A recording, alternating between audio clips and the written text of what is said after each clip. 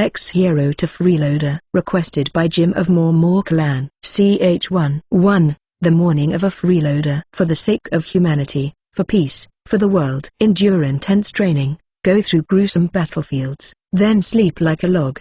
The next time I opened my eyes, everything I hated was over. One day, I was looking out the window and decided that I, too, will attain a normal life of living every day, smiling like a child. I've looked back on that unattainable dream countless times. When the normal life I so desired became hazy and hard to grasp, it happened. Yawn. It's morning. I stare blankly at the sunlight seeping through the cracks of the curtains, yawning. They are called the Six Saviors. The Sage of Magic, the Saint of Healing, the Sword Master, the Mystical Archer, the Resourceful War God, and the all-powerful hero. I can hear a voice calling me, but I ignore it as I rub my eyes. So sleepy. Time has passed since demons came flooding out of the demon realm that was connected to the human realm. In every age, 6 special humans will be born. Among the ages, the 6 in this age are said to be the strongest in history. The hero, in particular, was trained by the other 5 saviors and is so superior that it is said that no stronger being, past or present, would ever be born. Everyone expected the hero to save humanity from the threat of the demons, so why? I shift my gaze to the double-edged sword leaning against the wall. I think I'll take another nap. Hey holy sword, think you can quiet down a little?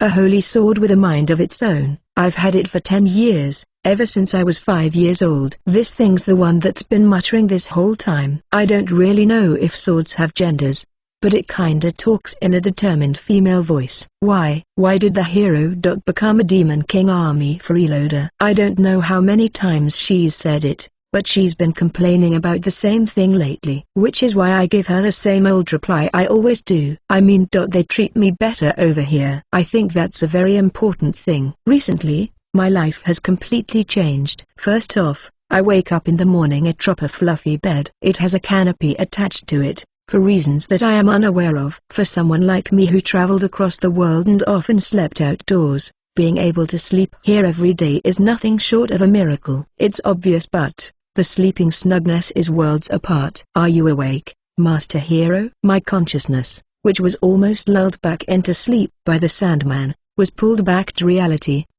Yeah, I'm up. As I say that, the door opens modestly and a black-haired maid enters. She looks about the same age as me. It would seem that she was chosen due to having the same hair color as the hero, so as not to cause discomfort while serving. Of course, among demons, there are many that have shapes and hair color not seen among humans. Other than the 2 horns growing out of the sides of her head, the maid looks human, which was probably why she was thought to be the most suitable to take care of the hero. Those like her are called Magians. Not that I'm bothered by it. Nonetheless, I am not dissatisfied with the current maid, so I accepted it. She has glossy long black hair, a stern face, yet her smile doesn't seem cold. She's thin but powerful, and she does her work exceedingly fast. You could also say she's gorgeous. Even to a hero who has been trained to avoid interacting with others as much as possible, I can appreciate aesthetic beauty. Good morning, Ferris. I rub my sleepy eyes, yawning. Good morning to you too,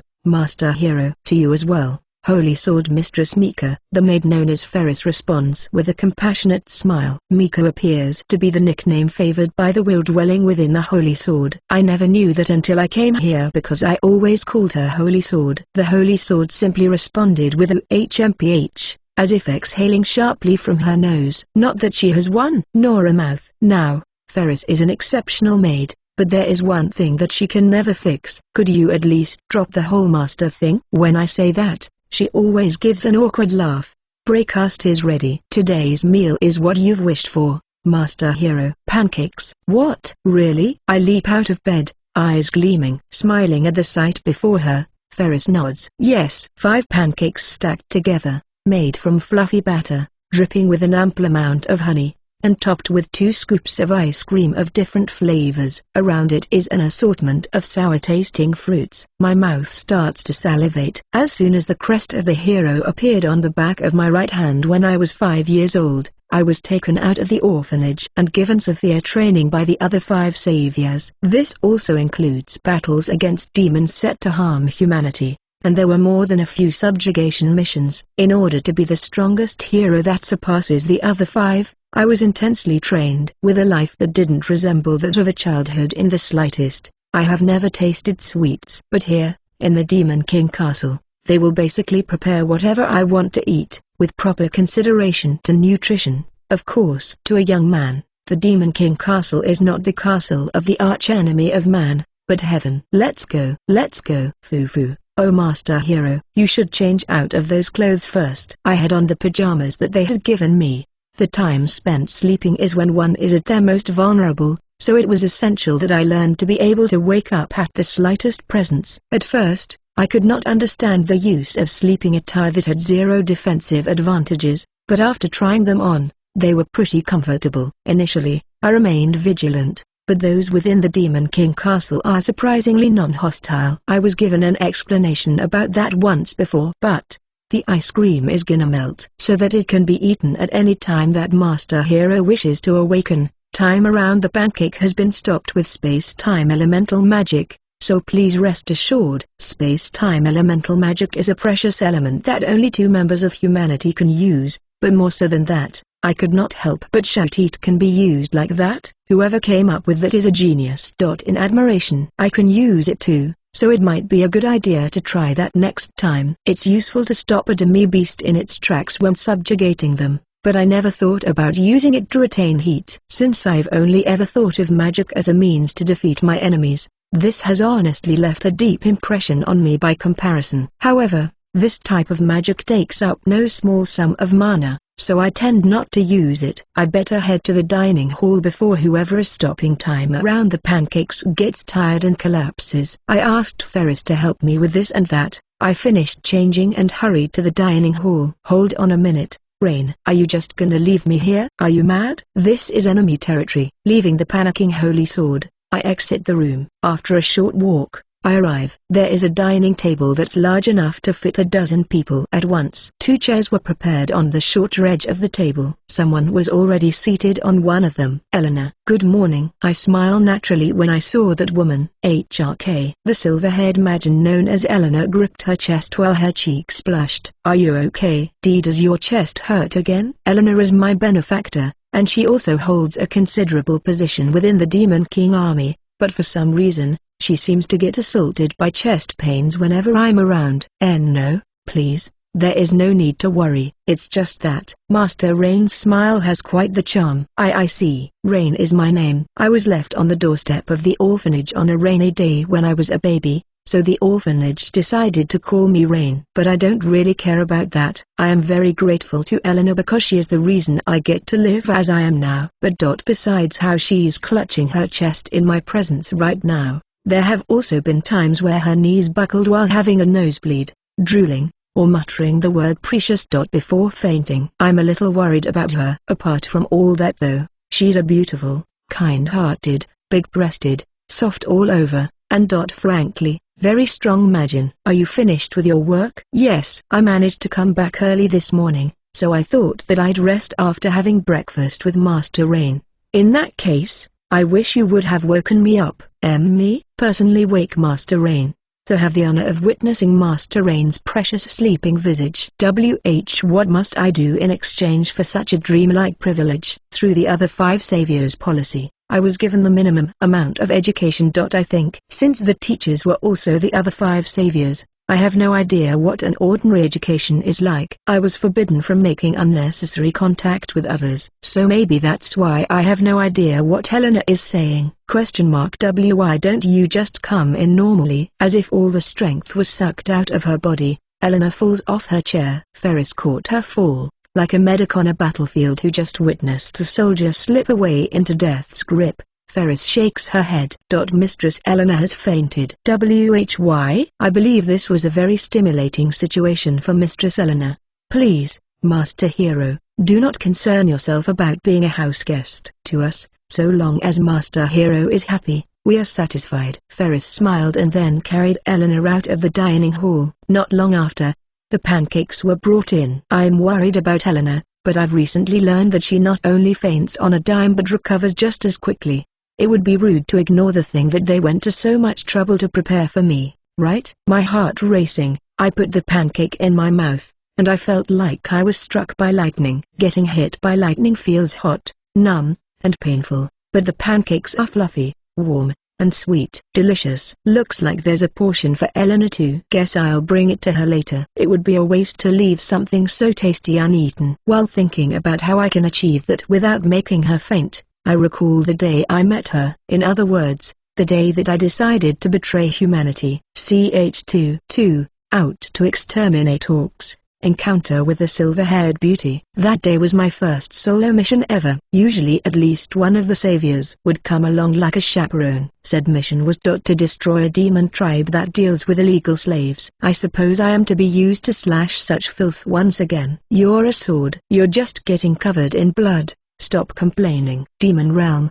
The forest. The miasma is thick here, and the vegetation is otherworldly when compared to the human world. Albeit we have all sorts of countries. Strange sights stretched out before me. Trees with tentacle-like branches, flowers with teeth that seem to be whistling, bubbling mud as if it were boiling, and so on. The stem of a flower with petals and a mouth-like thing in the center suddenly shoots out and bit the corpse that was lying nearby. It crunches and chews it vigorously. That's holy sword discrimination. Do you think swords don't like being clean? If you didn't want to get dirty, then you should have asked me to leave you in the royal palace's treasure vault. Littered around me were the corpses of demons. I say demons, but they can vary in size and appearance from human to dragons as big as a mountain, but this time, it is the pig-faced orcs. I am a holy sword, you know. I am destined to be by the side of the hero. Then why don't you tell me what to do? En route to the identified enemy stronghold, I encountered a group of enemies that seemed to be a part of their team. I asked them to surrender, but they didn't comply, so it turned into a scuffle. The result? They were wiped out. Polish me until I'm all clean later and speak to me softly. I'll take proper care of you. You're just a sword but you're still my partner. HMPH, that's fine. Wait, is it? Something about the way you phrased that just didn't sit right with me. All 6 saviors have a crest somewhere on their bodies. It appears that age doesn't matter, since it can appear on a hardened military soldier. It's possible that it can appear even on a newborn baby. I say possible because there hasn't been an actual case of a baby having a crest. As of now, I am the youngest recorded case of the hero crest appearing on a person, at 5 years old. While doing my best not to step on the corpses, I head towards the enemy base. You're pretty full of yourself, huh? I mean, I do have the power of all previous heroes throughout history dwelling within me. Only a hero may wield me. So long as I am used, the hero is unbeatable. Almost. It's only natural to expect humans to be grateful for me. Well, guess you are a good sword. While cutting the tree branches that occasionally attack me, I proceed forward until I reach a clearing. There's a target cave. According to the intel from the co-conspirator that the war god captured, this should be their base. Power of all past heroes, huh? That apostrophe s. What? 15 of them?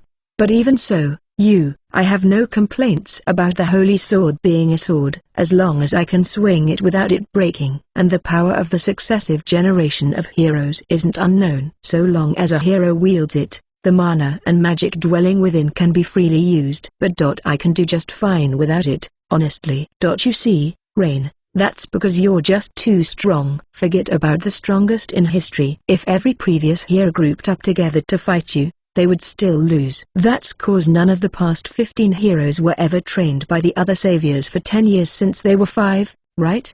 Before me, the 6 saviors were usually on equal footing, but this time, I was chosen at the young age of 5, so after this and that, it was decided that the other 5, who had already attained their abilities, would raise me. While I wouldn't say that my life in the orphanage was a happy one, it wasn't as bad as the path to becoming a hero that was severe enough for me to hate it. That's true, but wait, you weren't just thinking about how much you didn't need me, right? Could you stop thinking such things? The holy sword sounded like she was sobbing slightly. I'm not thinking that at all. Really? If you really do throw me away, I'll turn into a cursed sword, you know? While dealing with the slightly threatening sounding holy sword, I proceed without being particularly vigilant. I cut down the lookouts who obviously didn't surrender and invaded the cave.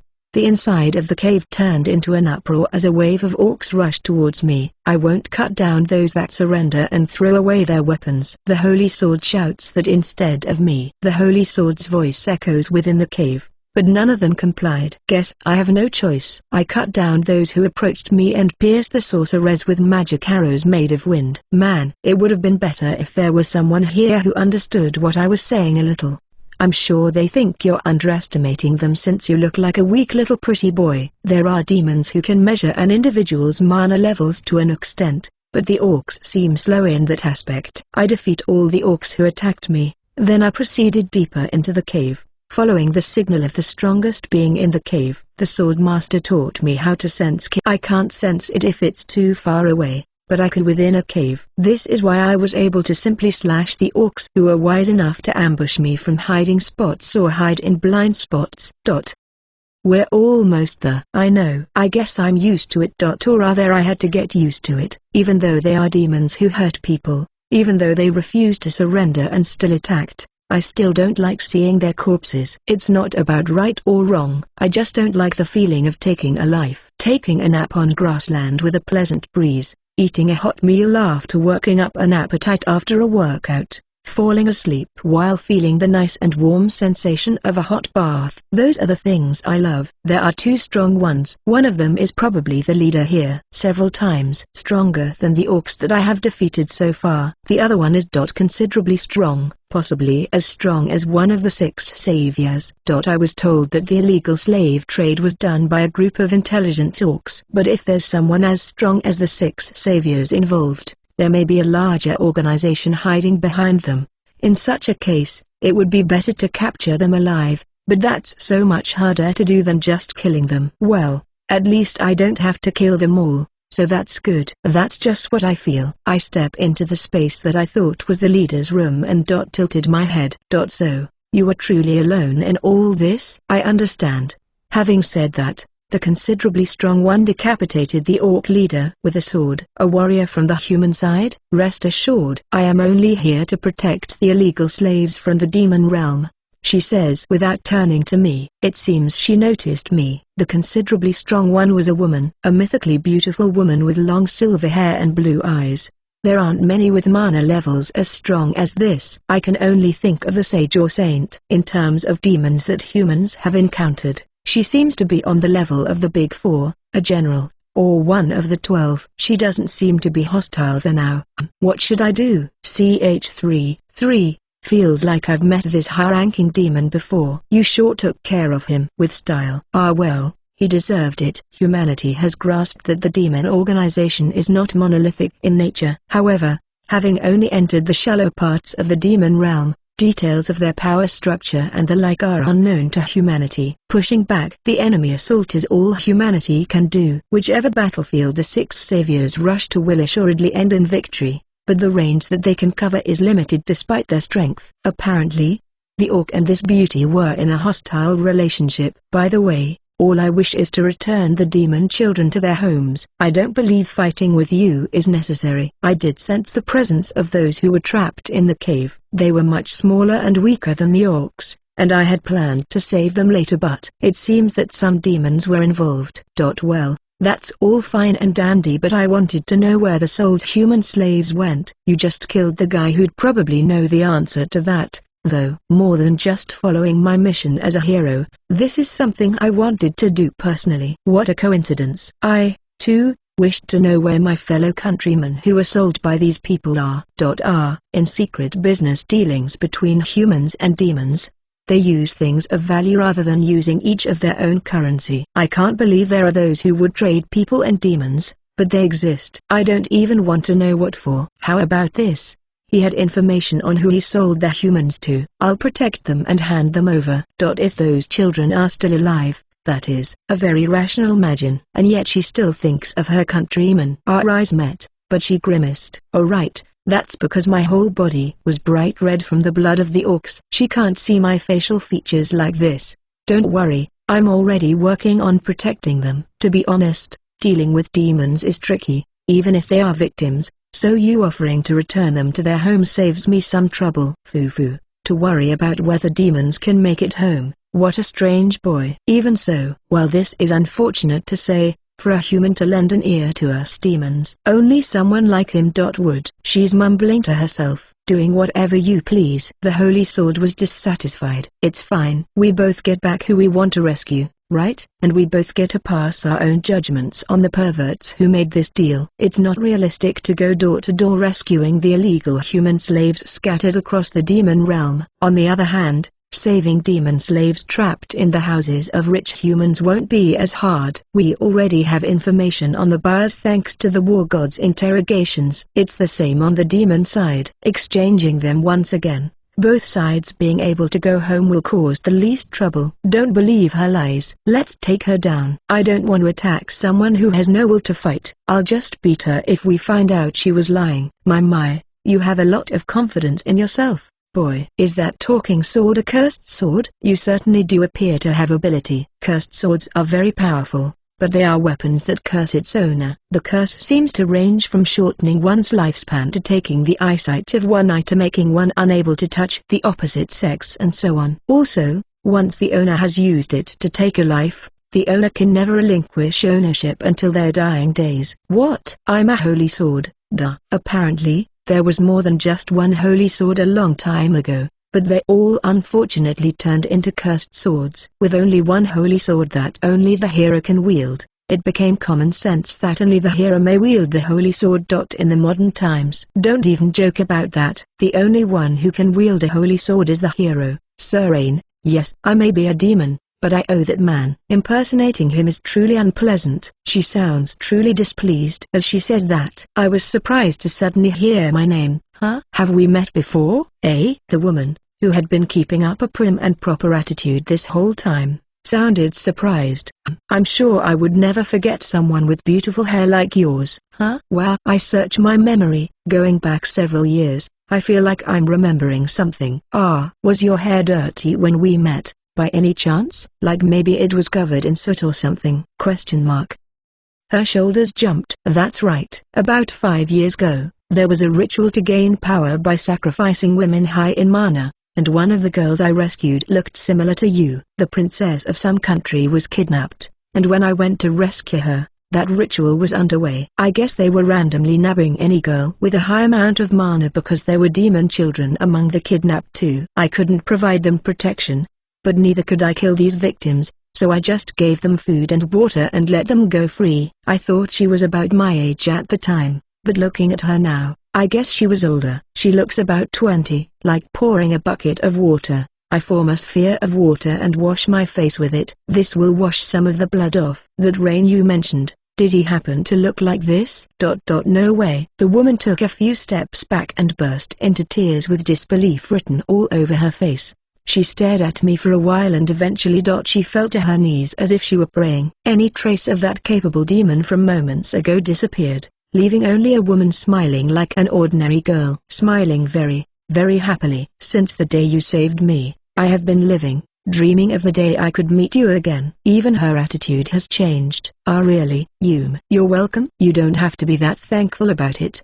Developing my ample mana, I continued to work hard and I am now a part of the Demon King Army's Big Four of the country of Jasti. I don't know much about them, but I think you wouldn't be counted among the Big Four unless you were a high-ranking demon. From the time she was almost sacrificed, then saved by being given some food and water to being one of the Big Four in 5 years must have taken an unthinkable amount of effort and hardships. All of it was so that I could one day repay you, she said as she wiped away her tears, leaving behind a look of strong determination in her eyes. All for the sake of one day rescuing you from the humans. What the heck is she talking about? For once, the sword and I are in agreement. This is all a little hard to follow. Let's see. I came to beat up the orcs who were kidnapping and selling humans as slaves. Then, when I thought that only the boss remained, there was also a beautiful Majin. Just as I thought she was easy to talk to, I realized that I met her before. Now she says she's going to help me. Please, come with me. I swear I will make you happy. A teary-eyed Majin is saying that to me. Unfortunately, I wasn't taught how to deal with a situation like this. And at this time, little did I think that I would be persuaded to change over to the Demon King Army side. CH4. You mean the Demon King army will treat me way better than humanity? 1. What the heck is she talking about? At the Holy Sword's words, the Majin gives the sword a cold gaze. This is pertaining to a person's happiness. I suppose it's only natural for a sword to be clueless. Bwah. That's Holy Sword discrimination. Did you hear that, Rain? I have feelings too, you know. If that's true, then why did you not feel that it was wrong to force a 5-year-old to wield a holy sword and speak up? Could it be that the last holy sword in the world simply follows the orders of the saviors or the king? That's cause. Looks like she hit the nail on the head because all the bluster in the Holy Sword's words was sapped out. Because, moving on. More importantly, it seems like nothing is coming to mind. Why don't we go and rescue those trapped children first? Yeah, that's my hero. You have your priorities straight. It is as Lord Rain says. Now that the threats have been eliminated, we should free the captured children as soon as possible. I was too distracted by this reunion with Rain. We moved deeper into the cave, following the children's presence. Happiness, joy. I know what those words mean, but it just doesn't click. For example, a father, mother, and child walking hand in hand down the street while smiling. That seems fun. You could call something like that a happy family. The Six Saviors' mission is to protect the peace and happiness of the people. That probably doesn't include us being happy. No family, no lover, no friends. Plus, I don't really value money, fame, or honor. We're just a group of people who are better at something than other people, and we use our talents for the sake of humanity. At least the other 5 have taken that as their mission in life. So as the 6th member, I was taught all that and ended up operating like that. I'm sure I'm the odd one out among the saviors. Kids who laugh happily while playing a game they don't really know the rules to. The satisfied faces of lovers just walking along hand in hand. Those who return home only to be greeted by someone inside. All mundane, yet things I will never have in life. I can't help but think that's nice. I thought that there was something wrong with me. That apostrophe s. What I thought, but, eek. There was a crude prison keeping those who were captured within it. Upon seeing us, they let out a terrified sound while they huddled together. Most were children and women. It seems that demons who resembled humans the closest were gathered. Those with horns, wings, or even scales on parts of their skin. From the lack of humans, I guess these children are the next exchange targets. We caught the guy who kidnaps humans, so they probably couldn't make a new deal. If only the kids who were sold in the last deal were still here. There were also children dressed in tattered rags. I left the room. The female Majin smiled softly at the children, saying it'll be alright, little ones. You can go home now. Hey Rain. What's the plan? I have to help the human children too. The fastest way to do that is if that Majin holds up her end of the bargain. That's important too. But didn't that woman also mention something about supporting you? It's no problem for me if she was just teasing me. I wonder what she meant. Rescue me from what? What did she mean by make me happy? Don't tell me you've fallen for the words of that silver busty woman. Her chest was pretty silver. I have fought demons whose whole bodies were made of metal. Well, there are things that I haven't told you, but The Holy Sword seemed uneasy. She may seem confident, but she can be quite vulnerable. The sword is unbreakable, but her heart breaks easily.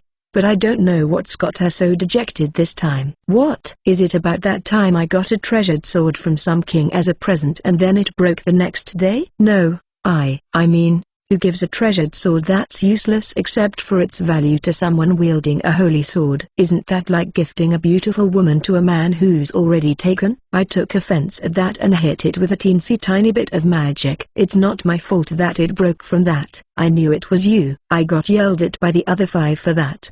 They said I just destroyed cause I was jealous about another sword. Are you sure you're not a cursed sword? As I was thinking about all that, I felt a vast amount of mana coming from the prison room. I hurry back to see only the Majin left, no girls in sight. From the side, she looked a little tired. Space-time elemental magic. I teleported them to a safe place. As one would expect, the distance was quite great. It's true that even though this is demon territory, where we are isn't far from the border of human territory. This is why this place was chosen as the exchange spot. But transporting a lot of children back to their homes would have been exhausting, both physically and mentally. Hey Rain.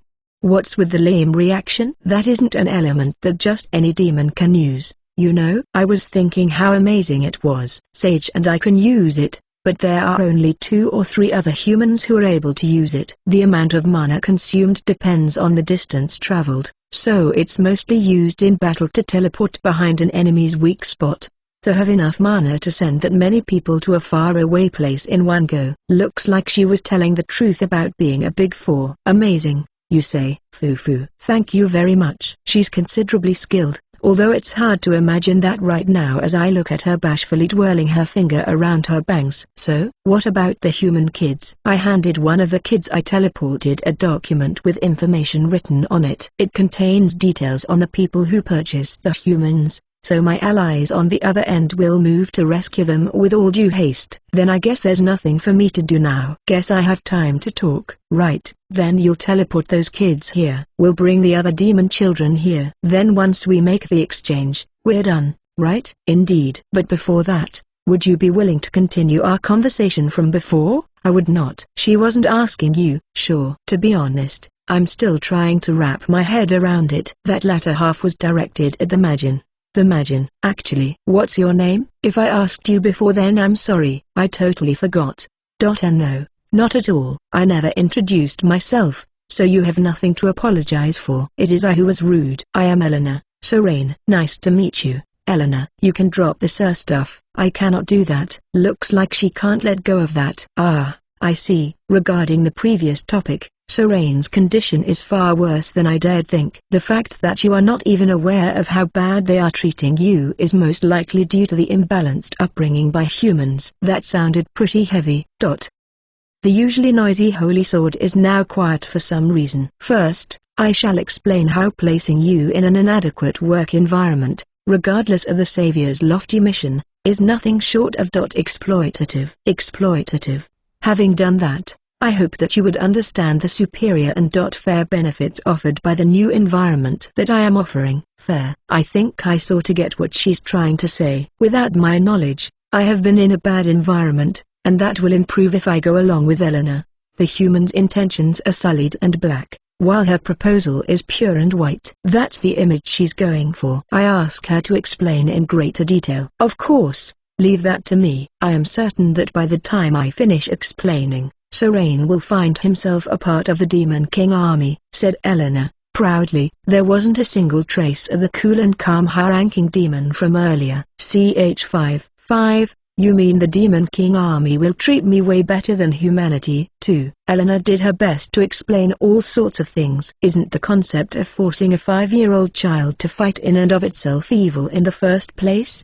Well, I have the crest of the hero. I heard that the other 5 saviors put you through harsh, nay, inhumane training. They said it was all to make me stronger. In fact, I'm pretty strong now, so I guess it wasn't all pointless, right? Even the most disciplined family household doesn't control someone's personal relationships. But there's a chance that evil demons will target those I got close to. Not being able to take a day off even when you want to is just wrong. Jobs keep coming one after another, so that would cause problems. And well, I suppose it's like that. Eleanor had a sad face like she's staring at a chained-up animal. Are you sure, Serene? Whatever the circumstances, it is impossible to justify using a child as an armed force. Well, if there was a guy who was taking normal kids, giving them weapons, and making them do suicide runs against demons, I'd put a stop to him. But I am well, a hero. Exactly. Eleanor points a finger right at the back of my hand. That excuse has been driven into you, hasn't it?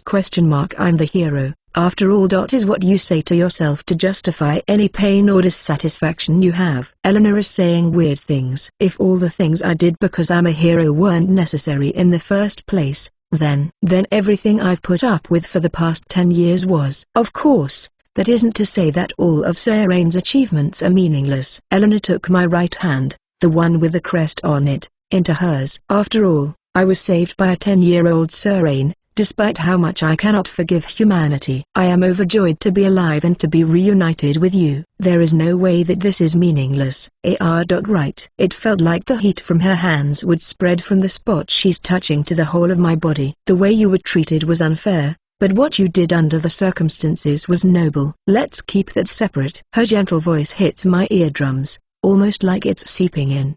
Demons are. Yes, demons are hostile towards humans, right? They kill people, pillage, and plunder. I have seen them do that countless times, and I've seen many magians like you doing them. Eleanor doesn't seem like a bad person, but it may be because our goals align right now and we met before when I saved her. She may be a good person, but to side with someone on the faction that opposes humanity. Is there only one human nation? Huh? No, not at all. There are tons. The 6 saviors do not belong to any particular country. The war god decides which region to go to and which job to undertake. Is every single human a good person? No, there are bad guys too. She smiles triumphantly to confidently say. The same applies to demons. I suppose that's true. The demon invasion did not feel like a united front by one nation, and their hierarchy of strong units is kinda varied. The guys that invaded the human territory border are a group or part of a nation that is hostile towards us, and it's not strange to think that there are peaceful demon nations that humans just haven't had any contact with yet. So far, every demon we've captured either didn't know any solid information, kept talking about spreading fear among humans, or shouted threats, so we don't know any details. Even if they slipped up, they wouldn't say something like "who of nations who wish for peace too." The war god might know something, but knowing him, he'd just say that's on a need-to-know basis.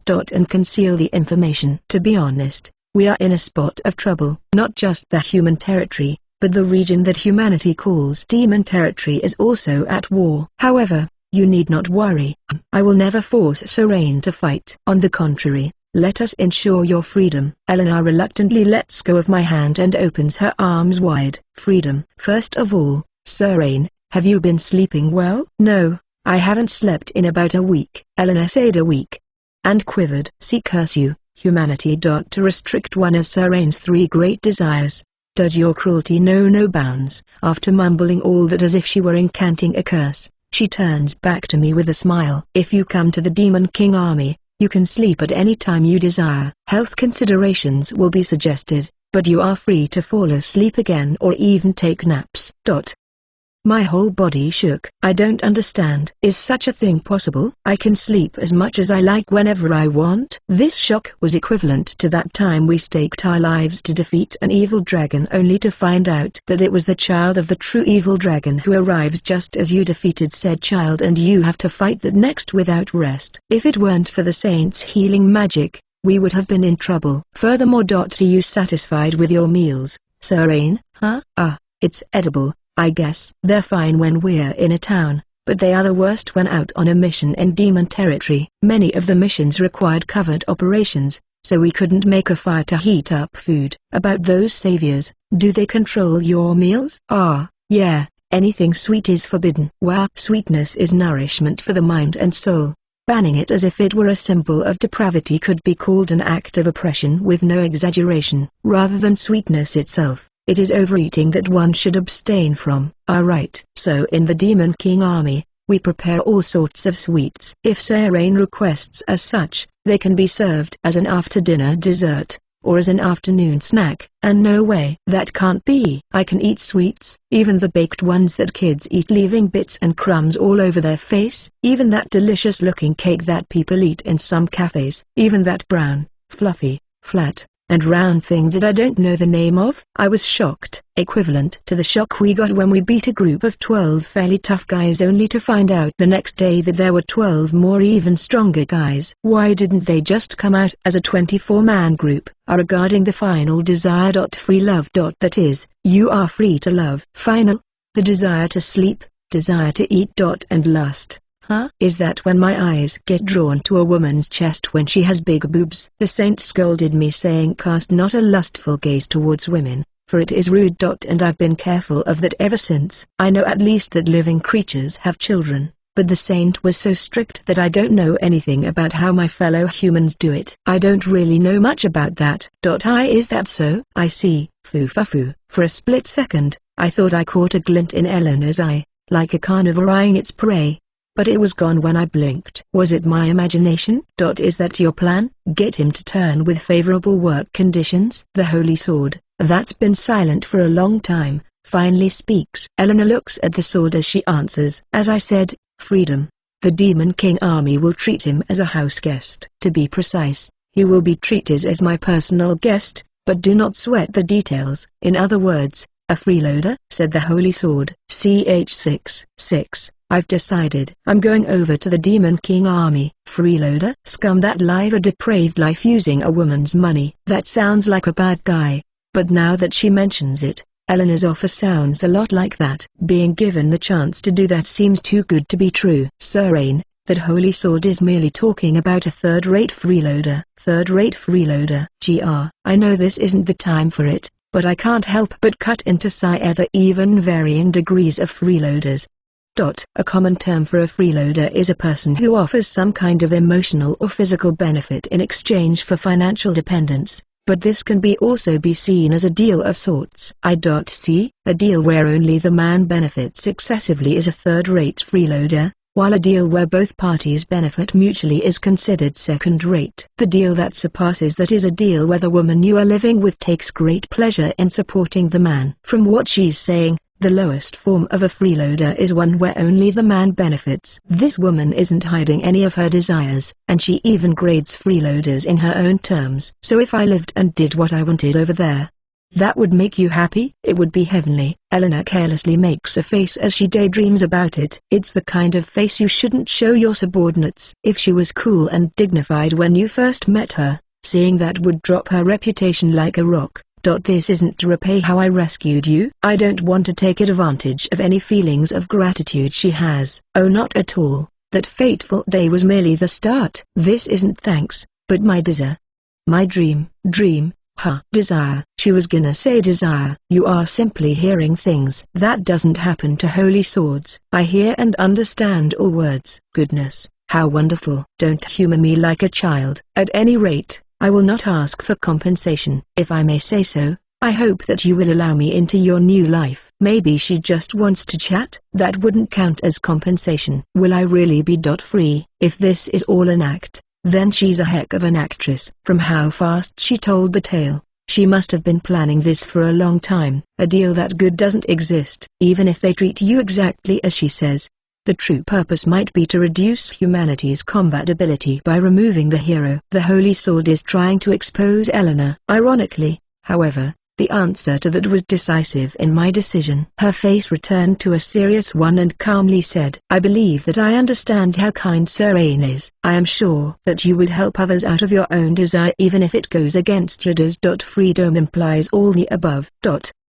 It's not that I want to kill demons, but just like today's mission, there may be people that I can save by me being there. Not all of them, but if I know they can be saved, I will definitely go to save them. Of course, since you are staying in our country, you will need to get accustomed to our rules, but I am ready to help you fully. All you need to do is ask.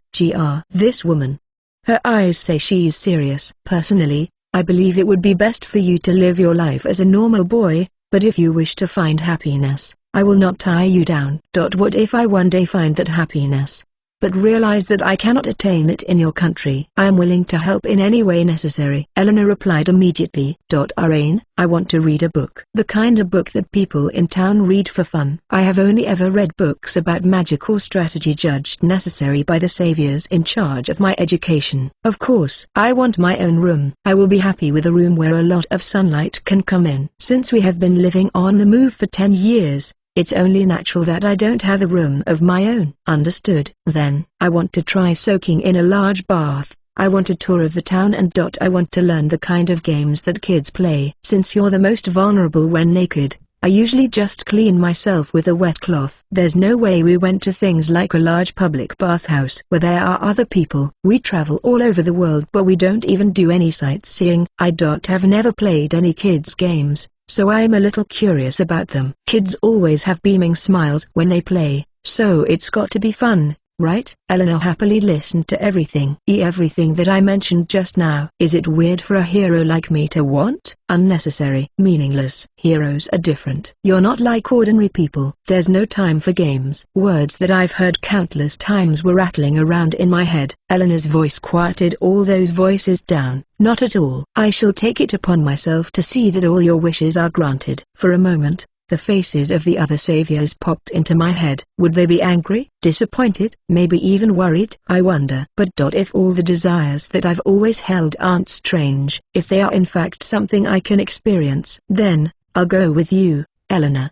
Yes. As if overcome by emotion, there are teardrops in the corner of her eyes. What? The Holy Sword's voice echoed loudly over this peaceful scene. What is it? That is a betrayal against humanity. Is it? I mean, she doesn't mind if I still beat up the bad guys who try to attack human territory, right? Indeed. Although, until certain things are prepared, you would have to hide our affiliation. Even if she says I can have my freedom, various arrangements are still necessary for me to be anything more than a guest of the Demon King army. Even for a country that does not wish to go to war, they still have the Big Four with powerful people like Eleanor. Even considering her purpose coming here today, it doesn't seem that they only have the combat ability for self-defense. I'm sure they have their own circumstances over there. On top of all that, she says I am free to do what I want. Hey, Holy Sword, think about it. What I'm doing isn't changing, and I get treated better. Really? But even if it's in a country that doesn't want to fight humanity, to live in a demon country, I want to eat good food and sweet things, and sleep as much as I want. But, as a Holy Sword, siding with the demons would mean, alright, then I'll leave you in the human territory. No, she cried out desperately. I've felt this before, but she's really fixated on being the hero's Holy Sword. Then, let's go together. Ugh. To think that the strongest hero in history would turn over to the Demon King army. And because of food and sleep. Either way, I'm going. I'm following. But you know, those other 5 are definitely gonna chase after you. I wonder about that. They're so busy, they don't have time to look for me. Besides, they know that I'm not dead and just out there somewhere fighting demons. So long as I'm doing what needs to be done rather than disobeying orders, I don't think they'll rush out to find me. I'm sure the war god or sage will do something about the commotion this will cause. There's only one person that I'm unsure how she'll react. The Saint. To think that your luck would run out on your very first solo mission when you meet Silvertop over here. Actually, I think I'm pretty lucky to have run into her. I will most definitely live up to your expectations. After this and that, I came under the care of the Demon King army of a certain country. Of course, we safeguarded every child that was sold and sent them to a safe place. It's a good thing Eleanor and I have a lot of mana to use space-time element. I was tired from all the mana I expended, but I feel at peace. What should I do first? Sleep or eat? While thinking about that, Eleanor and I left that place. CH7-7, a new life and a psychologically self-triggered nosebleed. In the Demon King castle, I, who was deeply moved by the pancakes earlier, went to visit Eleanor who fainted earlier. When I called out to the room, I waited for quite some time before Eleanor came out to greet me. Her hair was immaculate despite the fact she was just sleeping. Her clothes didn't even have a single wrinkle. In fact, they're completely different from before. Guess she changed clothes. Also, she's somewhat out of breath. Apologies for making you wait. Even though I had to rush. It's fine. I was worried, so I came. Well, that's not all. I brought you pancakes. I used space-time element to stop time properly. The ice cream isn't melting and the dough remains warm. Goodness, thank you very much. You seem to have stopped time perfectly. I have heard that no matter how much one might try, the flow of time can only be slowed to a crawl. Really? This is how the sage taught me to do it, though. I suppose if it's the sage. However, this is not something that can be used just as soon as one is taught. This is a feat of Serane's talent and hard work. I, Eleanor of the Big Four, am in awe. With the way she acts around me, I tend to forget that Eleanor is actually a very accomplished magic user. This is why she can notice things that most people cannot. Pancake first, magic talk later. It's really good, so it'd be a waste if you don't eat it, Eleanor. Remembering how moved I was moments ago, I naturally smiled. Eleanor takes out a handkerchief and puts it to her mouth. Or rather, her nose. For some reason, a lot of bad things happen to her when she's around me. And yet her face is always one of pure joy. It's strange. Another nosebleed. Eleanor, could it be that you used too much mana and it's taking a toll on your body? I've heard of illnesses like that. When a person's magical ability does not match their physical ability, their mana will eat away at their body. The crest that appears on the 6 saviors is a kind of blessing that removes whatever it is that limits the normal growth of humans while still allowing them to keep their shape as a human. The saint's healing magic can heal any and all injury as long as you aren't dead. There is nothing that the sword master cannot cut. The magic archer's bow never misses its mark.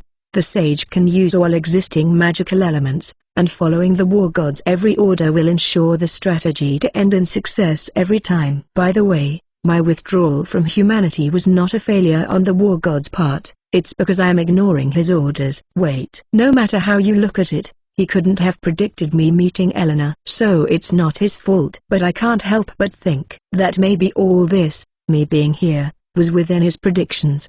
Nah, no way. But back to Eleanor. She said Vine. Like her nose was totally stuffed up. She worries me.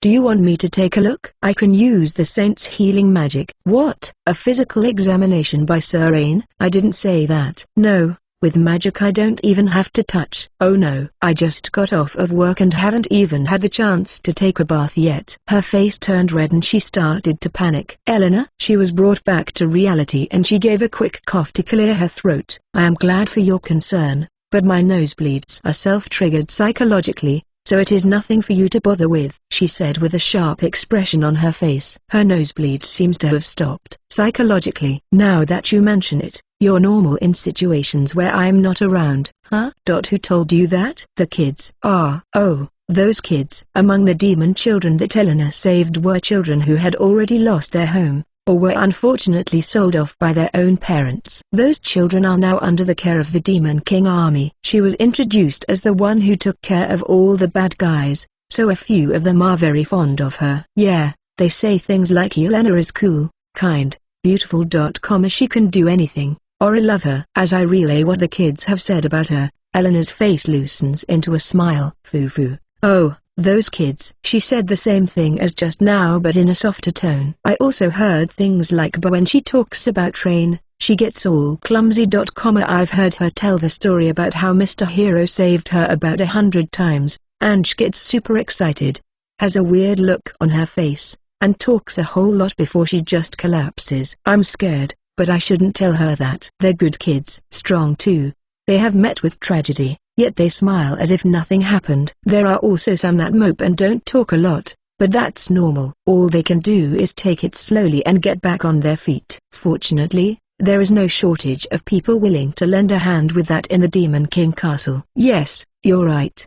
By the way, if something about me is causing a bad reaction from you, please tell me. I'll think of something. She panicked and shook her head left and right. Her shimmering silver hair dances with every shake.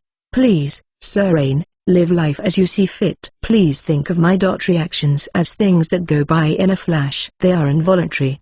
There was a desperate look in her eyes, so I just nodded. Got it. If you say so. Yes. Then I'm off. I promised the kids that I'd play hide and seek with them in the afternoon.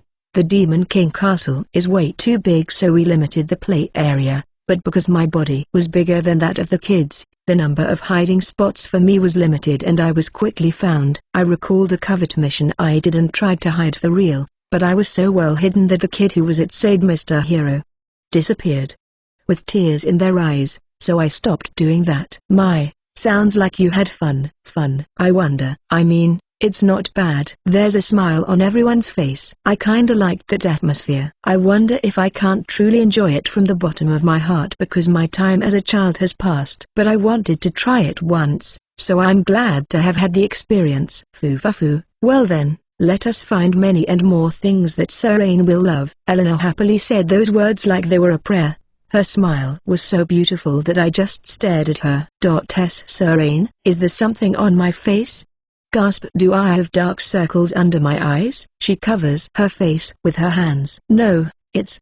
Hey, you're one of a kind, Eleanor. It was only recently that I felt that her being somewhat flustered is very much like her. What is that supposed to mean? As I laughed, there was a knock on the door. Mrgh, who dares disturb my moment of pure bliss with Sir Ain? Lady Eleanor, Master Rain. This is Ferris. Eleanor gave her permission and the black-haired maid Ferris entered the room. My apologies for the interruption. It is fine. For you to interrupt us must mean that there is a problem. Yes, that is. Well, Ferris flicked a glance at me. What is it? Master Hero, it is about your holy sword, Mika. Okay? She is sobbing. In your room. The hell is she doing? While thinking that, I leave Eleanor's room. I think that but she's been my partner for 10 years. I can't ignore her. Ch8. When I got back to my room, the holy sword was crying her non-existent eyes out. The sound echoed in my head more than a mandragora's scream. Geez, what the hell is wrong? Rain, you came back. Well, this is my room. Since the holy sword is my partner, I suppose I should call it our room. Why you're late? I almost drowned in a lake of my own tears. Nothing came out of you. The tears are in my heart. Then I guess I gotta pull you out before your heart drowns. So? What is it? I pick up the sword and bring it near a table. I lean her on a chair and take a seat opposite her. I shall make you some tea, Master Rain. Ferris followed me, said that, gave a bow, and left. It's just the two of us now. Me and a holy sword with a will of its own. You can't just leave me behind. It's dangerous. But that's not the reason for all this, right? Shocked, the holy sword shook in surprise. I think. Whatever do you mean? Has she really been the holy sword of every hero since the first? This is more than just a poor attempt at deception. I didn't want to ask because you didn't seem to want to tell me, but you've been acting especially weird lately. Usually, she'd say something like "How do you mean weird?" or "How do you mean especially lately? Am I acting differently?" But she's just clamming up. Tell what you were going to say before, about the thing you were hiding. It seemed like something really difficult to say, so I didn't push it. Ngh. I waited for some time while she kept going back and forth between mumbling something and staying silent. I thought I'd wait, but it doesn't look like she'll say anything like this. There are cursed swords, right? Swords with amazing abilities, but place a curse on the user. Yeah, there used to be tons of holy swords in the past, but now every one of them except you became a cursed sword, right? That's right. For cursed swords, in exchange for great power, they curse you. So then, what about holy swords? I've never felt like you took anything from me. That thing about dead heroes passing on their power into the holy sword seems like the real deal, but lately, you've been all like don't cheapen my value. In fact, it feels more like she's afraid that I, the hero, won't want to use her. So, I thought about it a little. I've met several people with cursed swords, but none of them could talk. If they really were holy swords just like you. Are they dead? Maybe the will within the holy sword chooses its user. It's not that only a hero can wield you, rather, it's because you acknowledge a hero as your owner, so you can't be swung by anyone else. Hey, just how long are you? With that idea, I can sorta see just how a holy sword can fall to become a cursed sword. Whoever made the holy swords wanted the sword itself to choose its owner. While the condition isn't as tough as being only limited to heroes, it was still strict. Yeah. But it's not every day that you meet someone with the attitude of putting another's happiness before your own. Or live and die fighting for justice, and even if there are, it's another thing to run into them. No surprise there. It's a big wide world. Even now, new cursed swords are occasionally being discovered. So eventually, the holy swords wanted an owner regardless of conditions?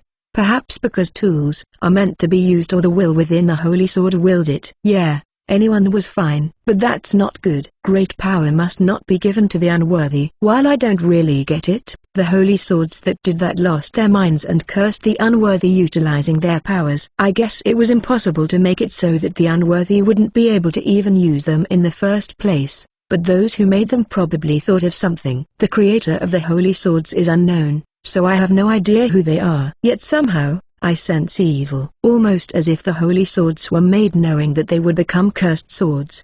Well, that's just what I think. It's ancient history now. But that doesn't explain your change in attitude. As long as you wait, the one with the hero emblem will surely be born, so your place on the side of humanity is guaranteed. And now there's me. Well, I guess you could say that I handed the sword over to the Demon King army in my era. Holy sword. No. Let's go with Mika. It's time to talk. But, I mean, is it that difficult to talk about? I know, I'll try that. The kids have done this to me quite a lot recently. I just can't resist for some reason. No? No matter what? Or, I see. You don't want to talk to me? I'm sad. Even though we've been together for 10 years. Sigh. Hey, Wait a minute. You don't have to look so sad. I just might cry. Why you that concerned? I see.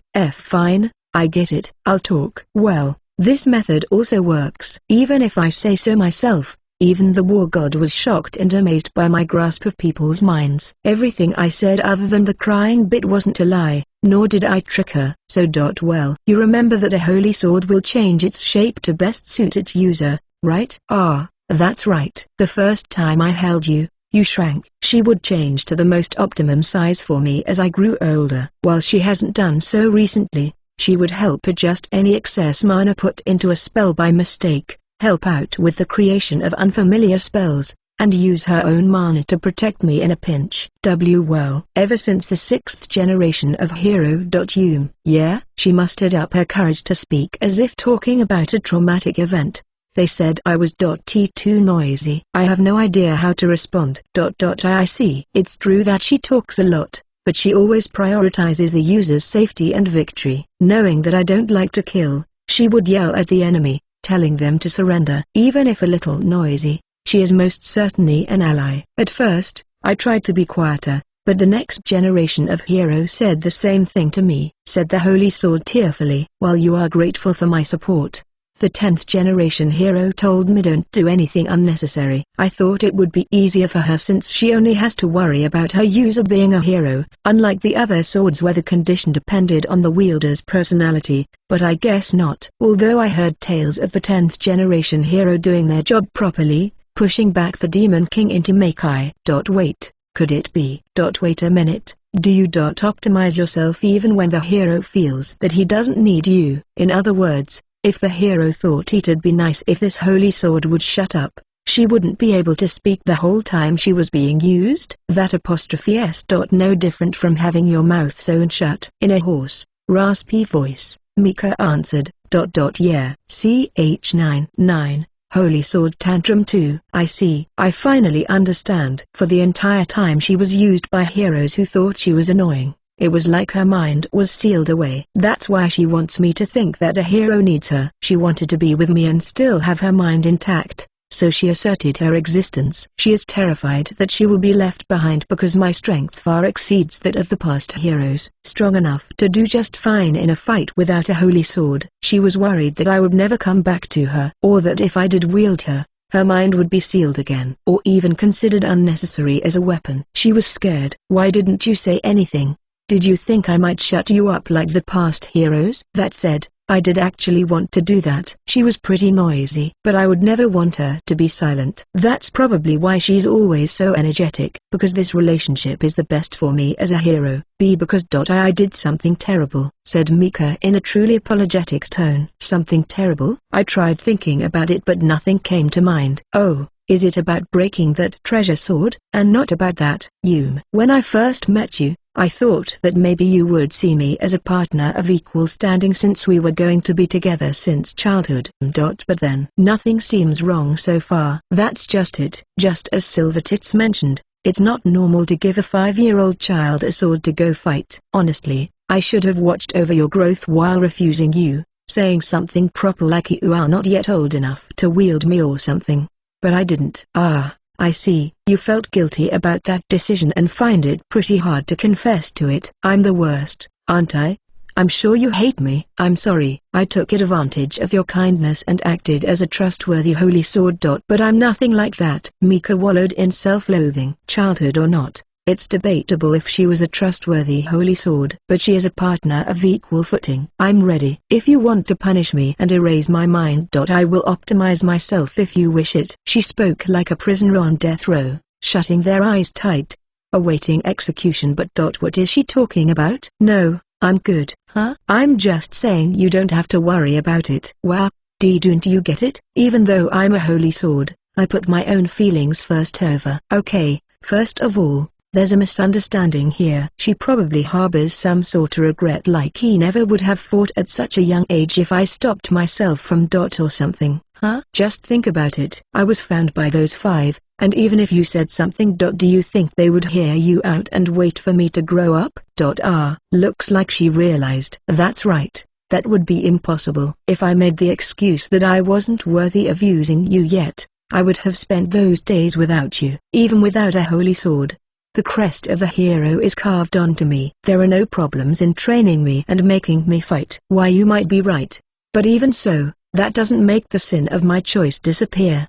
So that's how it is. Okay, I forgive you. You forgive me? Just like that? I mean, it's not like I want your consciousness to disappear. The punishment she's looking for isn't something I want to give. Her making decisions I don't want her to make just to atone would cause trouble. Why would you? Mika sounds like she's about to cry again.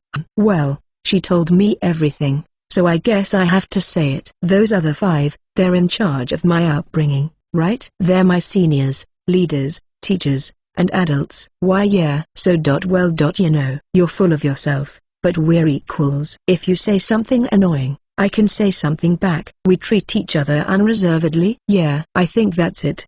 I'm sure I've always wanted a relationship like that. So the words just aren't coming out. Still, we've come this far. I have to tell her. I've always imagined that making a friend would feel like this, like kids I see in towns, dudes laughing while sharing drinks in a bar, or soldiers or mercenaries fighting back to back while cracking jokes. A relationship that cannot be built by oneself. A friend. I would probably never have that in my life. I may have simulated that experience with Mika. As expected, the other 5 didn't say anything about not speaking to the holy sword. Friend. I'm a sword, you know, huh? So? It's not like you can become partners without being friends, right? Wait, can you? There definitely are quite a few people who go into battle yelling, "This is my partner." But none of them ever call it their friend. Train. What? The holy sword. Mika started wailing. Shut up. Oops, I told her to shut up. But she honestly is being really loud right now. Thank you.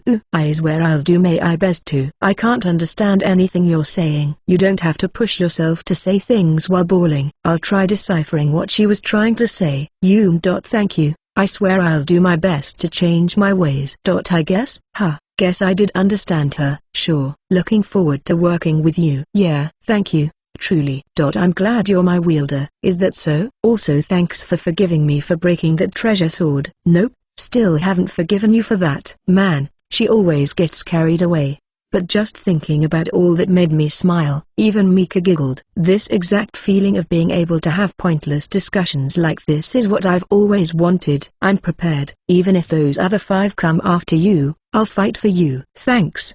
But I'm not expecting much out of you, though. Cheeky brat. Ahaha. At that moment, Ferris came in with the tea. Thanks, Ferris. Not at all. Foo-foo. Ferris looked at me with a slight smile. What? Master Rain is truly a kind individual. You went to make tea. Right? Foo-foo. Come to think of it, I vaguely remember seeing Ferris before. I don't think it was at the time I rescued Eleanor. Just my imagination. About your afternoon appointment, Master Rain. Right. I promised the little ones I'd play with them. Understood. I shall prepare the area. Please and thank you. You're taking me with you, right? Fine. But no talking during hide and seek. HMPH. It's just a step down from covert ops training, right? This'll be child's play. No, this really is child's play. It might be better to have them teach me a new game today. Something I've noticed yesterday is that this Demon King castle has a very wide playground-like space. I pick up my cup of tea while thinking that. CH10. The hero hiding from the bunny-eared ogre. Found you. The sensation of a small finger prodding me followed that voice. Done. As a sign of good sport as the loser, I surrender without resisting. Ahaha. You're the first one I found, Mr. Hero. She was a bunny-eared girl with droopy eyes. She's called Caro. One of the kids we rescued on the day I met Eleanor. What? I hang my head in defeat. Of course you are. I mean, I was shocked when you said your plan was to hide behind the curtains, said the surprised Mika, who I was holding close to my chest. Hide and seek. It is a game where there is a seeker and people who scatter to hide. The seekers, also known as the ogre, will count to 10. And in the meantime, the others will go look for a place to hide, finding the optimal spot. TL Note 1, hide and seek in Japan is slightly different where the seeker is called the ogre, rather than just it. They hold their breath, knowing that they must never be found and devoured by the ogre as they wander around searching. A characteristic of this game is the fact that those who have been found cannot do anything. In a real situation where someone was found by an ogre under such conditions, they would launch a counterattack in order to facilitate an escape, provided they are not scared stiff, but I guess that is forbidden in this game. Learning how to hide is good, but I think they should also learn how to handle being found. Even the war god said so. Strategies are still not enough, even when prepared to handle the worst-case scenario. Hiding your body behind a curtain would definitely be impossible, cause of the legs sticking out, right? That's why I used wind magic to float. Luckily, these curtains are long, so I could float up and still have my whole body hidden, so there was no problem. I don't think that was the issue. You could clearly see the curtains bulging from the outside. I thought about that. I chose the farthest room from the ogre's starting point. Since ogres tend to search nearby, I used wind magic to blow up all the curtains that Caro was searching in. Wow, you put a lot of thought into this. With this, she would have witnessed many bulging curtains with nothing inside by the time she gets to me, so she would gradually think that it is useless to search them. I'm not the only one hiding. The curtains, which were probably empty anyway, would be less and less attractive to her, and she would focus her search elsewhere. You're putting so much effort into a children's game. This isn't a desperate situation like the time you went orc exterminating, but that's exactly why I was so shocked. Caro, when you say I'm the first one, Caro, who doesn't even look 10 years old when compared to a human child, smiled and nodded. Yup. I haven't found the others yet. Tilda. How? Tell me. Those who cannot learn from how they were defeated cannot grow. Please tell me. I cannot understand. How was I the first? Of course, just like last time, it is easy to completely disappear from children if I took it seriously. This time, though, we made compromises and went with only the commonplace wind magic, leaving room for the possibility of discovery. Caro stroked her fluffy rabbit ears and explained. Caro has good ears. I was careful not to make any noise, but there was a voice. It was Mika's. The holy sword that I held to my chest when I was hiding was already back to hanging on my waist belt. I gripped the handle tightly. It was you. Whatever do you mean, Tilda? Wait, I remember now. It's just as Caro said. You made a sound. I couldn't help it. The cloth was touching my guard area and it tickled. The sword that stopped the horn of a large charging beast without a single complaint lost to a curtain. Hey, are you saying holy swords can't have sensitive skin? All I'm saying is you could have held it in. Wait, what skin? While we were having that conversation, we noticed Caro laughing. You two are funny. Taken aback by her smiling face, we put an end to this pointless argument. We each made a vow. I vowed to think about where I hide and Mika vowed to do her best to stay quiet. End of discussion. You know, despite only playing on one floor, it's pretty wide, yet you heard Mika's voice so well. I say in admiration and Caro's face lit up with a smile. People say that smiles are as dazzling as the sun, but in Caro's case, it felt like a pleasant breeze. Caro has the best ears in the village, you know. After saying that, her face starts to look sad. Crap, I made her remember. Her village was wiped out in a war between two demon countries. I don't have anywhere to call my hometown and I don't remember the orphanage at all, and so, I can't fully understand the feelings of those who've lost someplace or someone important. However, I still dream of the moment soldiers or mercenaries, who were thrown into battle alongside me, lost their lives, and of those who died before I could heal them with healing magic. People still say that Mika is the strongest, but it's not like I could save everyone and defeat anyone since I was 5. I could imagine that the pain of those who had lost their relatives and close ones is much heavier than mine. I don't know what to do at a time like this, but what I've often seen is someone putting a hand firmly on someone's shoulders or rubbing their back. But just as I reach my hand out towards Caro, she tilts her own head towards my outstretched hand. Guess it wouldn't hurt. I stroke her head. I touched her ears a little. Fluffy. I guess it had an effect because a smile returned to her face. We leave the room and walk down the hallway of the floor we borrowed to play hide and seek on. Caro is sad, but not lonely. I have everyone and Mr. Hero. While saying that, her tiny hand gripped mine tightly. Bad guys won't show up anymore as long as I am here. Yeah, but still, If there is a bad guy who's after you kids, Mr. Hero, I consciously give her a smile. Eleanor and I will beat them up again. Caro gave a big smile that looked like her whole face was smiling. HMPH, we aren't strangers anymore. I'll protect you too. Mika, you're, yeah, thanks. Hey, why is your reaction different from when Rain said it? The conversation went on. Before long, we found everyone. They were found in easy-to-spot places like under a desk, inside shelves, or in a big pot. To think that I was still the first one to be found. Hey, do you geese mind teaching me another game? By the way, I was the ogre once a while ago for hide and seek, but I found everyone quickly and it ended really fast. Hey, don't think you can escape a hero so easily. Well, maybe use the park? Went a voice. I looked at the source and, was there such a child before? There should be 6 children. Huh? There are 7 children present. It's a girl with horns and purple hair. I feel like I've seen her before. Man, I've been thinking that a lot lately. Wait, but in her case, I really did see her recently. That's right. Isn't that the Demon King's daughter? It's just as Mika said. I think she was there when I greeted the Demon King. I didn't have a chance to talk to her though. Can we play together? She asked with puppy dog eyes. I looked around at the other kids and nodded. Lead the way. CH11, the hero's debut at the park. The Demon King's daughter says her name is Muri. Normally she has a busy day of eating breakfast, taking private tutoring lessons, taking a nap, and playing with her older brother. However, there has been a change in her daily life recently. Her brother was enrolled into some magic academy and he's busy with schoolwork. It isn't fun playing by herself, and the maids are too careful due to who she is so they don't play with their all, which is when she heard the sounds of us playing and came here. Huh, so you have an older brother. He was next to your old man, right? Yup. After I arrived at the Demon King Castle with Eleanor, I went to say hello. At first, I thought it would be like meeting a human king where I have to get on one knee and mumble things like yes, your highness. Oionomy, your highness.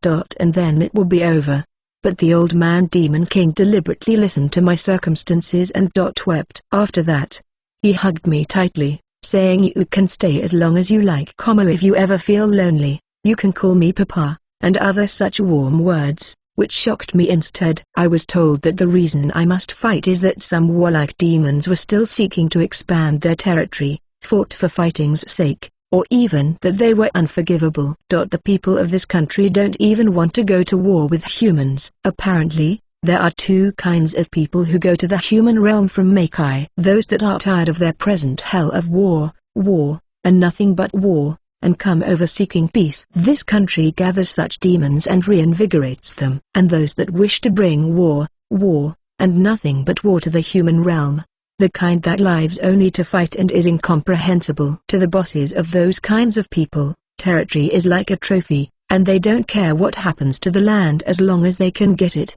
Even if that land is a troubling land filled with miasma. This may sound obvious, but they have a lot more detailed information than the human territory. So that helps a lot. Well, anyway, the Demon King of this country is a good guy. We are now heading to the park under the guidance of Muri. I heard he was around my age, but do you go to the Magic Academy when you're 15? Muri nodded her head. Incidentally, the other kids were happily talking amongst themselves, clinging to me, or trying to touch Mika. She'd get angry and yelly, stop that. Yeah, 'cause it's dangerous to use magic.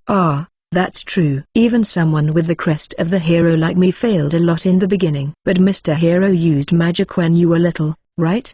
I guess. 'Cause there was a magic teacher and someone who could heal any injury right away. Even if I got injured when I failed, the saint would heal me right up. Under the sage's supervision, even magic that can normally be dangerous when out of control can avoid causing a disaster. There were members of the group who could do dangerous things without causing damage to the surroundings. Even if I was healed, it still hurt, so I did my best to learn the spell as fast as possible. Was it fun learning magic? Not at all. How about you, Muri? Are your private tutoring classes fun? Muri shook her head. See, magic is the same. Studying is inherently boring. But it's purely because of those boring lessons and harsh training that my battles could end with minimal casualties. I didn't hate the words of gratitude directed at me or the looks of relief on their faces when they realized they were saved. So it was boring, but it was not in vain. Muri looked up at me with cute, round eyes. No, it's nothing. So, why did you ask me that? As soon as I asked that, she got sad. Big bro likes studying magic more than me. What a weird guy. You dumbass. People can't normally use magic. You need the talent to create and manipulate mana, and an excellent teacher. That alone makes it precious, and something most countries want. Even this country needs the power to protect itself, and since he's the son of the Demon King, he has a responsibility toward his country. There certainly are few magic users on either the enemy side or the allied side. Even the sword master that can cleave anything can't use magic at all. The presence or absence of talent for magic itself is vital. In that case, your bro's a really great guy, eh? 'Cause he's studying hard now in order to protect people in the future. Muri looked up at me for a while after hearing those words. Yeah, she said in the end, nodding. Well, even if it might make sense in your head, it won't ease your feelings about not being able to play with your brother. Why not play with me and the others? Yeah. Finally, there's a smile. After exiting the building, we walked for a bit and arrived at a wide open space. The sunlight was gentle and the breeze felt good. I thought for sure that the innermost parts of the demon territory would be even worse, but I guess it isn't completely filled with miasma just because it's demon territory. Ah, Mistress Muri, we've been looking for you. You escaped while I was in the bathroom. You mustn't run away from your escorts, Mistress Muri. In this wide space, there were various pieces of equipment. The children ran around screaming with joy. It seems they knew how to use those things. I will observe their movements and commit them to memory. Now then, on to the maids. The short one with red hair that has a curl was a little panicked. The one that resembles Ferris but with timid black hair and a stooping posture seemed slightly bitter. Each of them found Muri and approached her. Muri quickly scurried behind me. Hero? She had branching horns, scales here and there, and a thick tail. Apart from that, she looks human. The red-haired one is a dragonkin. Master Rain. The black-haired one still reminds me of Ferris. She is imagined just like her. Also, her eyes widened when she saw me. I guess they're the two maids assigned to Muri. I just ran into her not too long ago. She led us here and I was just about to have her teach me how to use this park. I shouldn't really say this now, but this is different from a park. It's within the royal palace, so definitely not a place common people can enter. Muri called it a park, so don't sweat the details. Well, so long as you're with His Highness or the kind master hero that Mistress Eleanor trusts. But you cannot just go wherever you please, okay? Said the red-haired maid with a complex look on her face. Mistress Muri. Nice. I finally have the chance, said the black-haired maid to herself. I have no idea what the black-haired maid is talking about, but the other one is right. The latter half, at least. Anything to say? I call out to her. Muri peeks her head out. Sorry. All right. I suppose we're no better since we both let her get away. Ahaha. Don't be so down on yourself, Asla. Mistress Muri has tremendous physical abilities despite being young. If you didn't take so long in the bathroom MRGH. Don't say that in front of Master Rain. The black-haired maid covered the mouth of the red-haired maid called Asla. This black-haired one. She has a fair amount of mana. She appears to just be an escort, but a little clumsy. Certainly not as much as Eleanor, but she has considerable ability. Putting that aside, let's go, Muri. You want to mix in with everyone, right? Yeah. With my eyes, the eyes of a hero, I have already grasped how to use all the equipment within this park. You climb the stairs and slide down the slight slope. You sit on the board that's tied on both ends with rope, suspended from a post, and swing with all your might. One person rides each end of a giant lever and they alternate going up and down. There's a compartmentalized area with sand packed into it. As of now, I have no idea how to enjoy them, but these are things that must be experienced in order to know. Let's unravel the mysteries of this place called a park. Well, as long as you're having fun. Hey, wait. Why are you leaving me behind? I think you might get caught in a lot of these contraptions. I'm your partner. I should be with you through thick and thin. Mika wouldn't shut up, so I attached her to my back. Asla looked at us while holding back her laughter and the black-haired maid stared with a fiery passion. CH-12. I'm imagine you rescued 5 years ago. I've learned the names of the equipment, or rather, the playground equipment. When using the one called a swing, it appears that you go higher the harder you push, and the higher you go, the better you are scored. So when I tried using wind magic to push me, I swung full circle. The kids were immediately speechless. I did it one more time and they all started cheering, but by the fourth time, they went that's not how you play. With troubled eyes, so I stopped. After undoing the tangled ropes, I went to the next one. Since the slide was made for Muri, it can't be helped that the slide down to the landing area isn't very long. Considering that the process of sliding is the core of this playground equipment, it is inevitable that the enjoyment of it is tied directly to how long one can slide on it. And so, I created a roughly 3-story tall slide using earth magic. Everyone was silent, so I thought something was wrong. Then I realized, being 3 stories tall would also mean it would take a lot of effort to climb the stairs. I told them that I would use wind magic to lift up any volunteers, but Miri was the only one who raised her hands going, me. But even that was put to stop by Asla, so I had to reluctantly disintegrate the slide. For the seesaw, with a weight placed on one side, the one who sits on the opposite side goes up forcefully. I speculate that the enjoyment comes from the feeling of weightlessness. In my head, I thought that if we're to apply gravity magic just when the weight is placed on the other side, the kid will soar as high as the heavens. But a thought is as far as I got before Miko went. You don't know what you're planning, but it's better if you don't. Odd. Am I mistaken in my measurement of fun in the park? I thought as I sat on this bench, which seems to be used for taking a break. Hey Rain, you know that there's a sort of standard to everything, right? The usually full of herself Mika was speaking to me in a sort of kind admonishing tone. There are no magic users that expressly use forbidden magic to take out goblins, right? That would be a waste of mana. Right. You could defeat them with it, but it wouldn't be optimal. You mean these playground equipment for the children are already in an optimized state? Most likely. So that's how it is. You can make the little ones have fun even without the use of magic, you know? It's not like I was thinking about that. I wasn't, but I'll hear you out just this once. Just look at them. Playing together is all they need. You say that, but I don't know how to. At that moment, I heard a sad voice. There were 2 swings lined up and both of them were crowded. One was swinging smoothly, but the other wasn't and couldn't get enough height. Comparing herself to the kid next to her, she became sad. Go help her. Without magic, huh? In that case. Rain. Hey, relax. I'm just gonna push you. Going around behind her, I watch my timing and gently push her back. After doing this several times, she gradually swung higher and higher. Wow, I heard her say in wonder. Whoa. Cool! No fair. I want to go too. Me next! Miri wants a go too!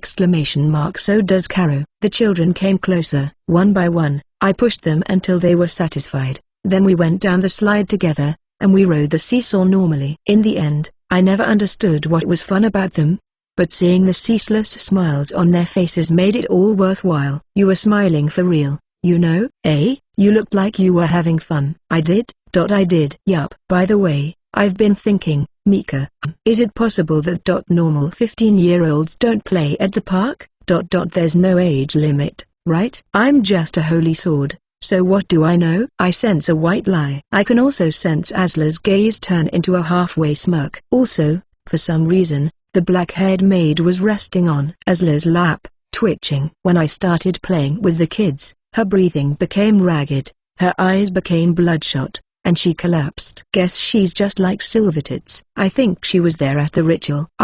So she was one of the people I saved 5 years ago. She does have a lot of mana, and she looked familiar. She reminds me of Ferris because of how much the black-haired maid resembles her. I approached the 2 maids. Oh? Is something the matter, Master Hero? Says Aslo when she sees me and waves. The black-haired maid instantly shot upright. She straightened her back, and her face was normal as if nothing happened. I'm used to it, but who told you to call me Master Hero? I wonder if it's because I'm a guest of the Demon King army. I wonder if Eleanor told the kids and, for some reason, they like calling me that, so I don't mind. Ahaha, no one. It is a personal thing. I see. They didn't tell you, did they? Guess there's something more to this. Asla put a hand to her mouth and giggled. The hero Rain is a sort of celebrity around these parts. After all, the black-haired maid nodded repeatedly. Because I rescued Eleanor? There were 7 children in total who were saved that day. All 7 of them came under the protection of this country. All of them had potential, so His Highness had them all attend Magic Academy. Learning how to handle their own mana, they gained the ability to defend themselves. That's great, and for that reason, Everyone decided to work for this country, as a teacher in the academy, as a part of the Demon King army, or as a royal escort. I see. Everyone worked really hard. 5 years seems like a long time to train in magic, but it's not. If they're put in an important position, that just shows how hard they worked. Those 7 people were united under a common purpose. That includes Leggy here. Finally, I learned the name of the black-haired maid. Her name is Leggy. If she's a blood relative of Ferris, that would explain why Ferris was so friendly towards me. Since I saved a member of her family. Ferris doesn't have much ability in magic, so Leggy must have been the only one who was taken. And that purpose is to one day save the hero from mankind, said Mika. That's right. Eleanor said something like that when we were reunited. The 7 of them came up with that plan together, huh? Oh, so you do know. Well, in the end, it appears that Mistress Eleanor was lucky enough to be reunited with you at the best time, and here we are. Master Hero, to those who know, is called this. The human who was saved by the gifted 7. The Demon King army accepted me extremely quickly. Actually, they were surprisingly courteous to me. Is it because what I did 5 years ago was, in fact, something very significant to this country? Leggy stood in front of me with tears in her eyes. Thank you so much. For saving me. Ah, sure. You re. Welcome. Saying something with such a serious expression face to face makes me feel uneasy. Ah, that's right. Leggy, I have something to say, too. Kaya. Yes, I have to say this to Eleanor and the other 6 as well, but thank you for helping me. I never thought that there were those that thought about saving me. The reunion I had with Eleanor was a coincidence, but I'm sure it came true due to their thoughts and efforts. Thanks to that, I am now able to fully accumulate various experiences that I thought I would never have. I'm having fun right now, I think. Leggy? No response. It looks like she fainted. Witnessing Leggy faint while still standing, Asla shrugs. It's not just Eleanor. Have those 7 been worshipping you like a god for the past 5 years? If that's the case, then the other 5 would also be like this. Mika's thinking too hard about this. Mr. Hero, it was the Demon King's daughter, Muri. Everything is fine here. Please, go to her. Mistress Muri has been feeling rather lonely lately, so I am glad to see her so happy. Well then. I'll leave her to you. There was still the sandbox left to explore. It seems to involve some kind of competition to build castles. Ch 13. The hero's first time in the sandpit. Hey, Rain. Is it a coincidence? After separating from the 2 maids, Mika whispers to me. What is? To me. I don't think that guy. The war god would just let demon kids with such high talent escape. Maybe. The Eleanor group has the impression that the other 5 saviors are heartless and cold-blooded humans. Most likely because of how they shoved a weapon into my hands when I was 5 years old and trained me severely to learn their skills. That said, if they were heartless or run-of-the-mill villains, there's no way they could fulfill their mission as saviors. There are many who would use their immense powers for their own self-interest. But those guys are different. If they earned money, they use it on those that lost everything in a war or the poor. They firmly refuse the proposals from countries that try to entice them with land or titles. If innocents are being oppressed, they would immediately jump in to help. Firstly, 5 years ago I was 10 years old. It would have been easy enough to fool the knights that came later and the other human girls to let Eleanor and the gang go free, but not for those 5. In other words, the decision to let them go was entirely based on the other 5 saviors' consent. They, too, possibly did not wish to kill child victims just because they were demons. It's just that the saviors' mission to respect all life does not happen to include the 6 saviors themselves. According to Eleanor and Mika, the fact that I never noticed it is abnormal, which is most likely due to the education of the other 5. I wonder if it's possible that he predicted everything up till now. Anything's possible with that guy. But what would the point be? It's a different story if letting me go to the Demon King army's side benefited humanity in some way though. Why yeah. You're right. Sorry, just a random thought. No, I get it. Anything really is possible with that guy. Well anyway, let's go make that sandcastle. I can't help but think about the normally inscrutable, bespectacled man. Right. Besides, even if this was all predicted, as long as we're together, we can pull through. Yeah. But if by some chance we have to fight the sage, be careful. She can destroy cursed swords, you know. If cursed swords are former holy swords, then she might be able to chip Mika. What? But that's supposed to be impossible for a human. She told me before while you weren't around. The current situation with cursed swords is quite dangerous since they are in the hands of demons. The terrifying thing about cursed swords is that in the hands of a complete novice, they are given the overwhelming power of a skilled swordsman or wizard overnight. Bad guys who are already strong will become even more troublesome if they wield it. Still, the 6 saviors can handle them, but that's just because it's us 6. There is a risk of the surrounding areas being damaged or our allies being harmed. It's difficult to fight while paying attention to all that, so the sage devised a spell to break cursed swords. The saviors of this generation really are strange. Mika said something, but the conversation was over the moment we reached the sandpit. Slowpoke, said the little ones. Just having a little chat with Asla and Leggy. I mean, the 2 maids over there. So, is this how you play in the sandpit? Some were digging holes, while others made structures out of sand. Among them, Miri's castle was a pretty good recreation of the Demon King castle.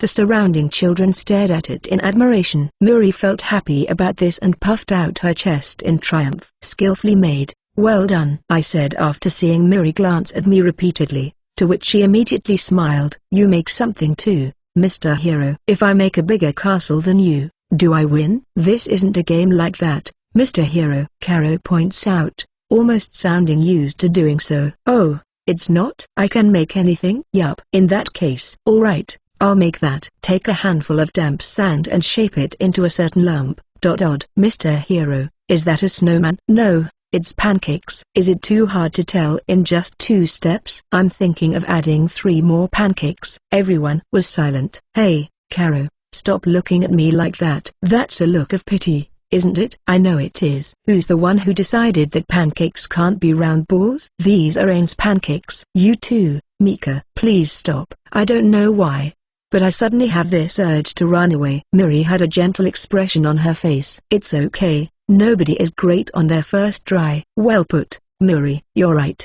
I won't grow unless I make an effort. Later, I find out that I truly am bad at this. I tried making things with the others after that, but they didn't go well. I mean, if you wanted to shape dirt freely, why not just use magic? The second I say the word magic, the children all froze, remembering what happened not too long ago, but as soon as I recreate pancakes using magic, their eyes sparkled. Whoa! Pancakes! Exclamation mark. Can you make tables and chairs? 2 question mark. Bed. I guess one of them is a little sleepy. It's better to have a real bed for a nap. I then have a sudden realization. I thought that this might impact Miri's confidence in her magic in a negative way. Wow! That's amazing, Mr. Hero. She was in high spirits. Hey, Mr. Hero, can you make that? While excitedly pulling my clothes, she points with her other hand at the tower. It's within the Demon King castle grounds, but it is separate from the other buildings. Ah, that. I'm not allowed in there, but I'm so curious. Which is why you want me to make it so you can explore the insides. I don't think that counts as going inside the tower in question, though. But if that's enough to satisfy your curiosity, I don't mind making it. Although I'll be in trouble if I start thinking about sneaking into that tower. The reason this country is relatively safe in demon territory is that the Demon King established a barrier using that tower. It has the effect of repelling the miasma and preventing the occurrence or small-scale rifts that connect this world to Makai. In order to maintain this barrier, Old Man Demon King can't leave the Demon King castle. I haven't heard what is actually in that tower, but it would be trouble if Miri gets mixed up with it. Alright. Sure. This isn't enough to thank them for the comfortable life I lead now, but I'll do it. Mika, it's been a while, but it's your time to shine. Help me formulate this spell. Sure. You just need to reproduce the appearance of that tower, right? Easy peasy. I'm good at defensive magic, but I have never made a structure with earth magic before. I ask everyone to stand back a little and concentrate. I could hear the black-haired maid Leggy calming down the panicking red-haired maid Asla. If it's Master Rain, it'll be fine. I'm not worried about him failing. If he says he can make, he will, but making it using earth magic will produce a tremendous amount of mana, plunging the castle grounds into an uproar. The image of the tower is formed in my mind. Then I prepare the mana and turn that image into a reality. Immediately after, the ground shook as a tower extended up from the ground. I left the details to Mika, but I was careful not to damage the playground equipment and make sure the tower doesn't fall. I guess that's it. HMPH, with a mighty holy sword such as I, comprehending a structure such as this and its construction is child's play. Yeah, thanks for the help. D. Don't mind me. It's only natural, right? B. But if you wish to say more, go ahead. Woo. Went all the kids in delight. I nodded. Half of these smiles are thanks to you. 40. No. 30. No. 20% is just fine. Hasn't she been nicer and nicer to me lately? Before I thought too hard about that guy came. An abnormal surge of mana? Damn it. That's where Muri's playground is. Please be safe, Muri. Just as I thought I heard an echo of a voice, a young man jumps into the park. Muri. Big bro. It was Imagine with a serious look on his face. Just like Muri. He has purple hair. Muri, who was about to enter the tower, was hugged by the young man who just rushed in. Thank goodness. I was so distant with you this morning, and if that turned out to be my last conversation with you, I never would have forgiven myself. Big bro, I can't breathe. Even though she says that, she doesn't look like she dislikes this. See, it was all a misunderstanding, Muri. If he truly valued schoolwork over family, he wouldn't have run here in such a panic. Also, is he gonna get mad at me? Ch 14. I wonder if we can be friends? While I am glad that Muri is unharmed. Just what was that mana I felt? Muri's brother had a curious expression on his face. Perhaps just out of sight of Muri. Oh, Mr. Hero made a tower for me. Mr. Hero? Tower? At that moment, the son of the Demon King finally took in his surroundings, looked at me, then the tower. And then he screamed. What the hell is that? I kinda forgot that we were within the royal palace. The level of importance and security are exceedingly high. In fact, before Muri's brother arrived, I could sense strong individuals surrounding us, somewhat even on the same level as Eleanor. The reason they didn't show themselves is that they already knew that I was the perpetrator and apparently erected a tower while playing around. As to how they knew, I could sense Eleanor running around explaining to them. It seems that Eleanor isn't the only one covering for me. Maybe it's someone from that group of 7. The 7 girls with powerful mana, Eleanor included, that I rescued 5 years ago. I heard that they all felt indebted to me and all of them are residing in this country. I don't sense any anger coming from those vigilant people nor from Muri's surprised brother. However, there is no doubt that I did something thoughtlessly. Even if it was by accident, people who were in the middle of their work or even a break were dispatched because of this. I should apologize. Just as I think that, an idea popped into my head. I hold out Mika. She did it. Hey, are you selling me out without a single explanation? Treasure sword incident, I say nonchalantly, to which Mika jolted. I didn't even care about that treasure sword that some random king, who I can't remember, gave me, but because she broke it, I got yelled at by the other 5. I thought this would be good as a little payback. If she gets in trouble, I'll tell the truth about there. That's right. Rain did nothing wrong. I made this tower. The hero's holy sword has a mind of its own. Yeah. Sorry for all the noise. Boil me, fry me. Do whatever you need to as punishment. Not like boiling or frying would hurt Mika at all, but she's just trying to carry all the blame on her shoulders. Wait. Does she have shoulders? Sir Hero took no part in this? Yeah. If you get it, then hurry up and drag me around town like the criminal that I am and hang me in front of the townspeople. Neither of which will put a scratch on her. It might be more effective to wrap her up in curtains. It'll probably tickle her. Actually, the image of a sword tied with rope and dragged by a horse through town is pretty surreal. My little sister said Sir Hero did it, though. That. Please, let him go. Due to his circumstances, he's missing a lethal amount of common sense. If you want, I can also take responsibility for that. Oh man, now I feel like apologizing to her. She's covering for me so desperately. But about that last one, didn't you gladly go along with it? Are you mad at Mr. Hero, big bro, even though he did it for me? Uh-oh, I'm gaining more and more allies. Following Miri, Caro and the kids stand in front of me saying things like he did a lot of things cause we asked. Mr. Hero was just playing with us! Don't bully Rain. I don't believe Sir Rain did anything wrong. Maybe punish Asla instead. Wait, what? You always go crazy when it comes to Lord Hero. I'm kidding. You gave me chills. Looks like Asla and Leggy get along well. I didn't think things would turn out like this, but I think it's time I came clean. HMF, HFF, hey, ah ha ha. Muri's brother couldn't hold it in anymore and burst out laughing. Ha. Hey, you are a fascinating human. Despite being the hero who laid waste to strong foes from Makai such as the evil Dragon King, the Rot King, Black Thunder, and the Dark Lion, you chose to turn a blind eye to let 7 demon girls escape. When taken aback by the absurdity of erecting a tower in such a place, children and even a holy sword rise up to protect you. What a strange human being. I've forgotten their specific names, but I can sorta remember beating them as he mentions their titles. The evil Dragon King would be the parent of that evil dragon kid, right? I remember that one well. The Rot King was that smelly fat guy. Black Thunder was that guy who just dropped lightning everywhere, and the Dark Lion was that guy whose sword was so fast that it was hard to get through to him. I've beaten tons of dudes who are just as strong as them, but I guess they were well known in this country. Well, it looks like he isn't gonna get mad. Also, I feel bad pinning it all on Mika. That wasn't my intention. So, I opened my mouth. My bad. Didn't mean to build a tower in your home. What I said earlier was a lie. I did it. I'll be careful next time. And to the people who are watching, I'm sorry for disturbing your work or rest. After I said that, Eleanor appeared out of nowhere. Please, do not worry about it. But certainly, telling us in advance will help. If those within castle grounds know about it, then we can prevent unnecessary caution. I think Eleanor is trying to tell me to not do this. You're right. I'll consult you or Ferris. Right. She smiled gently. Muri's brother cleared his throat. He's looking at me. From what I've heard, your freedoms were harshly restricted by the other saviors, not allowing you to have even one friend.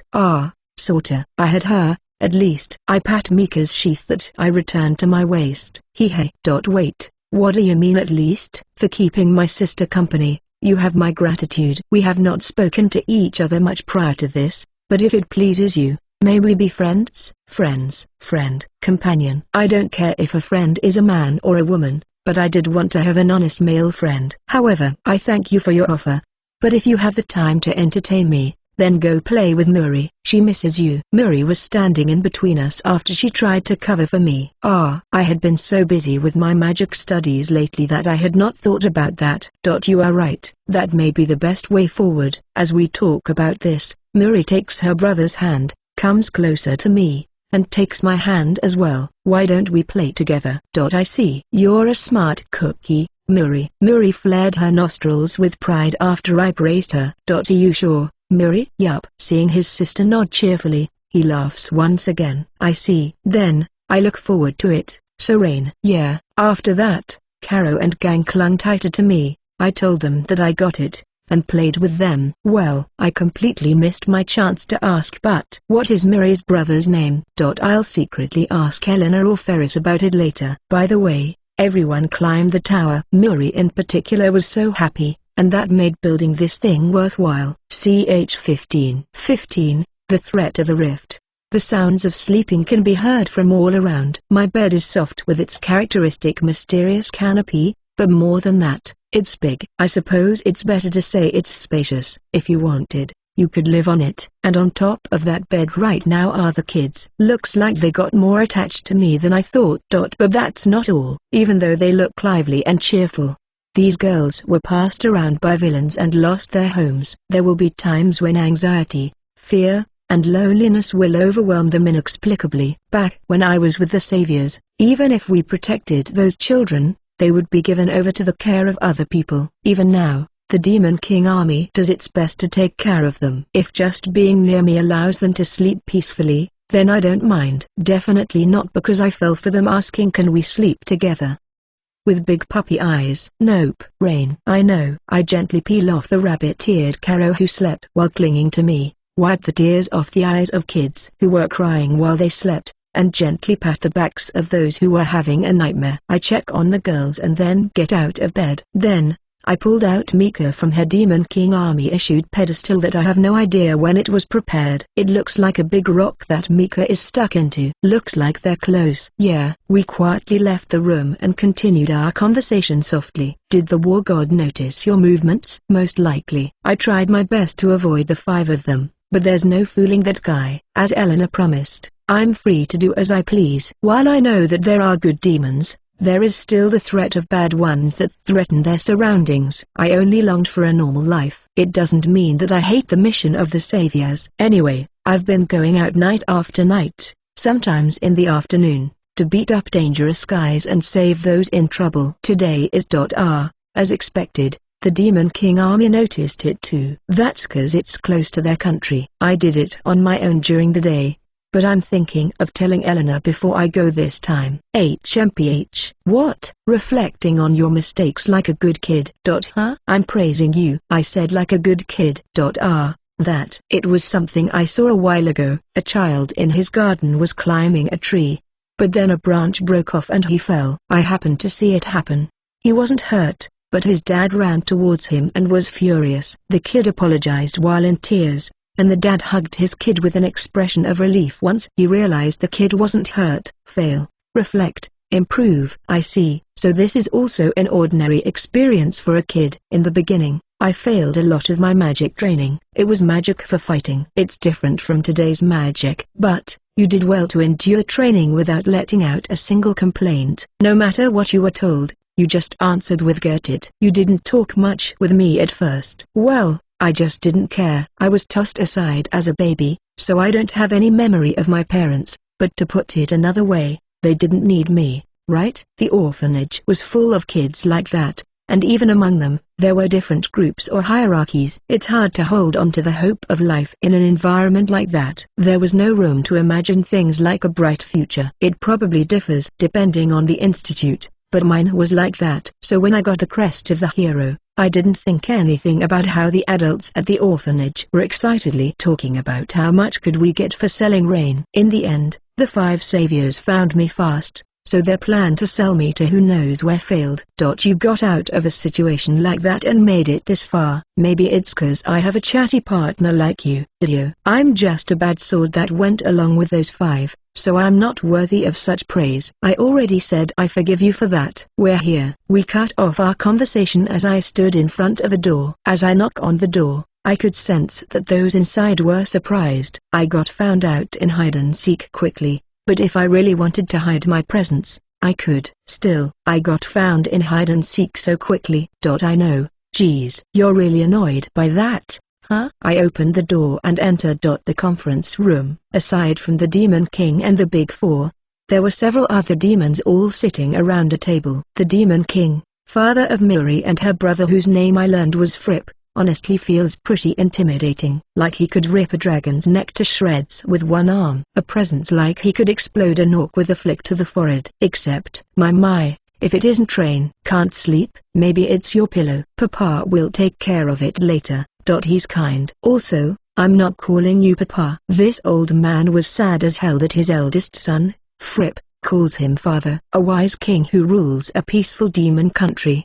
I'm sure he was tormented by the sleeping postures of the children. Oh, how sad. Also, I am somewhat envious of those children. Even I have yet to have the chance to witness the visage of Sir Rain's sleeping face. It was Eleanor. Even in the dead of night, her beautiful silver hair does not lose its luster. From what I can see, people from the group of 7, other than Silver Tits, are here too. I think there are at least 3 of them in here. I can kinda tell by the stares I'm getting. The Big Four are here, made up of 2 men and 2 women, along with a few other people who I guess are necessary for this discussion. Well then, Sir Hero, you may be His Highness's guest, but what would you require at such an hour? It's a lion beastman. I recall him being one of the Big Four. His mana isn't very high, but he's the warrior type anyway. This is the kinda guy that avoids attacks using his intuition and sense. I'd hate to go up against him. What's worse is the sheer power that'd be put into a single strike. Right, I usually try to not get involved, but today, I think we have the same target. The air in the conference room became tense. WHWH, whatever do you mean, Rain? Papa and the others were just discussing tomorrow's menu. Calling you a terrible liar would be an understatement. If he's telling the truth, then this truly is a peaceful country. So Rain, I appreciate your feelings, truly. But as I promised you, we shall never make use of your powers as a hero, said Eleanor. Sadly, she's right. Not once since I came to this country have I been asked to do this or that. Rifts are gates that connect this world to Makai. They are natural occurrences that have happened since ancient times. Demon beasts would trickle out and groups of adventurers would have to subjugate them. The problem is that strong people from Makai took note of this and tried to open a massive artificial rift. It was due to the success of that the world is as it is now. I know, but this rift is a big one. Right? The people of this country are so kind that they never once thought to utilize me. Even with the appearance of a big rift, they planned to settle it without relying on me. But there's still one more promise, that I'm free to do what I want, right? But this is the demon territory, so I came to ask first. I look over at everyone. I want to clean up the rift because I want to. Okay? CH16. 16, in front of the hero. Even the threat of a rift is. How demons get their nickname seems to involve some sort of rule. In descending order of strength, the word god, king, duke, or general are used in the name. For a beast that doesn't understand speech, its appearance or tactics are referenced in the name. The guys that Fripp mentioned the other day were some pretty powerful dudes. I was wondering why so many of them were king of something. Turns out that it was a title. There aren't many who like being named by the masses, but those without the power to back it up are soon weeded out, and the ones that live long while still holding on to their title are the real deal. I haven't fought anyone with God in their title yet. That is because they have yet to create a rift that such a being can pass through, explained Elena, who was just next to me. Currently, we're in the forest at night. We're monitoring our target from a distance so as not to be noticed. Wonder how strong they are. The very first hero suffered a serious injury from the finger of a massive demon that poked through the rift, and the wound was also cursed, which rendered the saint's healing ineffective, marking the end of the first hero. The others somehow drove it back and closed the rift, but is it possible that that was a god? Yes. I wonder if he's stronger than me. They aren't actually God, it's just a metaphor for how they are, like. As strong a god doesn't mean a human can't hurt them. It's better to be on the safe side, so I'd rather not say anything optimistic. Yeah, you're stronger. Maybe. Sounds like I'll be in trouble if I ever go up against that. For Mika, who usually calls me the world's strongest hero, to be so vague must mean that they are just that strong. Sure, I may be the world's strongest, but that doesn't mean I'm the strongest in the demon world. That said, something like that doesn't appear to be my opponent today, unless a finger pokes through like last time. By the way, don't the rituals to create rifts need a ridiculous amount of mana? Where would the demons get such a supply? They seem to be using natural mana from the surroundings this time, but it's not enough, right? Just like how humans use mana, mana itself has the properties to cause miracles. When the mana that flows around the world is blocked, strange phenomena happen at the place where it's all gathered. Rain will fall upwards into the sky, you can be reunited with the dead, and the body can be rejuvenated. In a space that is dense with mana, mysterious things can happen. A rift is one of the more troublesome occurrences. It connects another world to this one. They have used magic stones that store mana, but they mainly utilize living beings. Sacrifices. But I don't see anything like that happening here. We are currently observing sorcerers. They are a group of 24 suspiciously robed people. They're just muttering curses like a prayer continuously. If this was all the enemy had, they could have been dealt with from afar, but now would be a bad time. By the time we teleported in using space elemental magic, the incantation had already begun. If you kill the sorcerers before the spell is completed, there's no telling what the remaining unused mana will cause. Also, since they are using the pool of mana that occasionally happens naturally, it is impossible to predict the scale that the mana will run wild. Even if we don't die, the forest might just vanish. So, we are allowing them to open a rift. But if there were any sacrifice victims, that is a different story. However, I don't see any such victims, and Eleanor didn't point out any when I told her my plan, which means the sorcerers themselves will be the sacrifice. Yes, those who wish to bring chaos unto this world will die on their own. No need to stop them, said Eleanor with piercing eyes and a cold tone.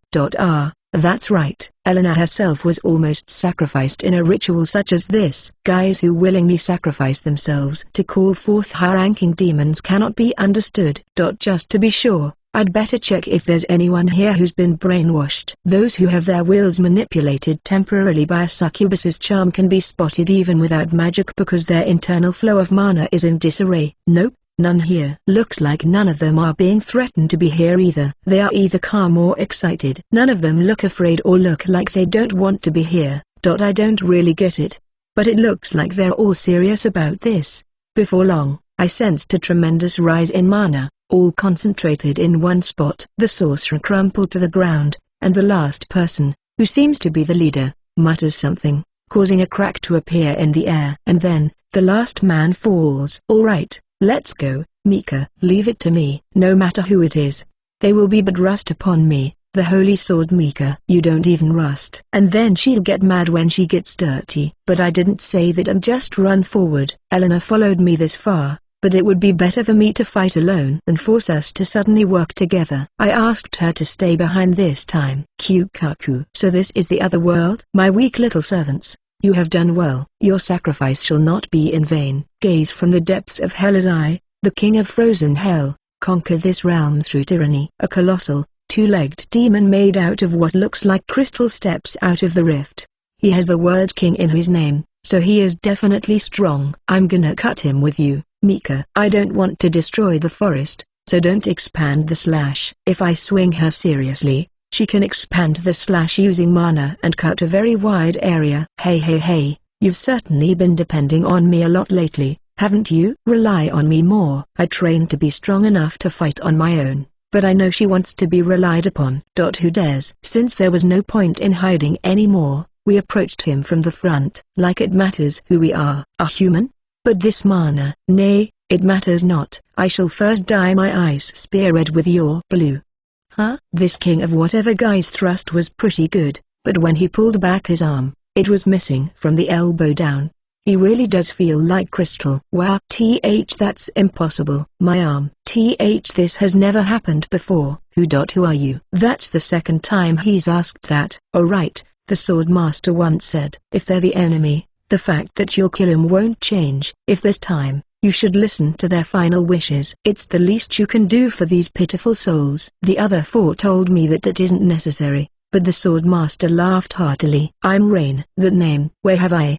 But what is a lowly human doing this deep in demon territory? Why? Well, I'm a freeloader in the Demon King army. A freeloader. He looked like he didn't understand something, but I guess this counts as pitying him, right? See ya, king of whatever. If there is a hell, go apologize to your servants. 24 people died to bring you to this world, only to die immediately. Not much of a reward for the sorcerers. Wait. I don't understand. What do you mean, Freelo? I jump off the ground and swing the holy sword downwards. I cut my enemy's body vertically.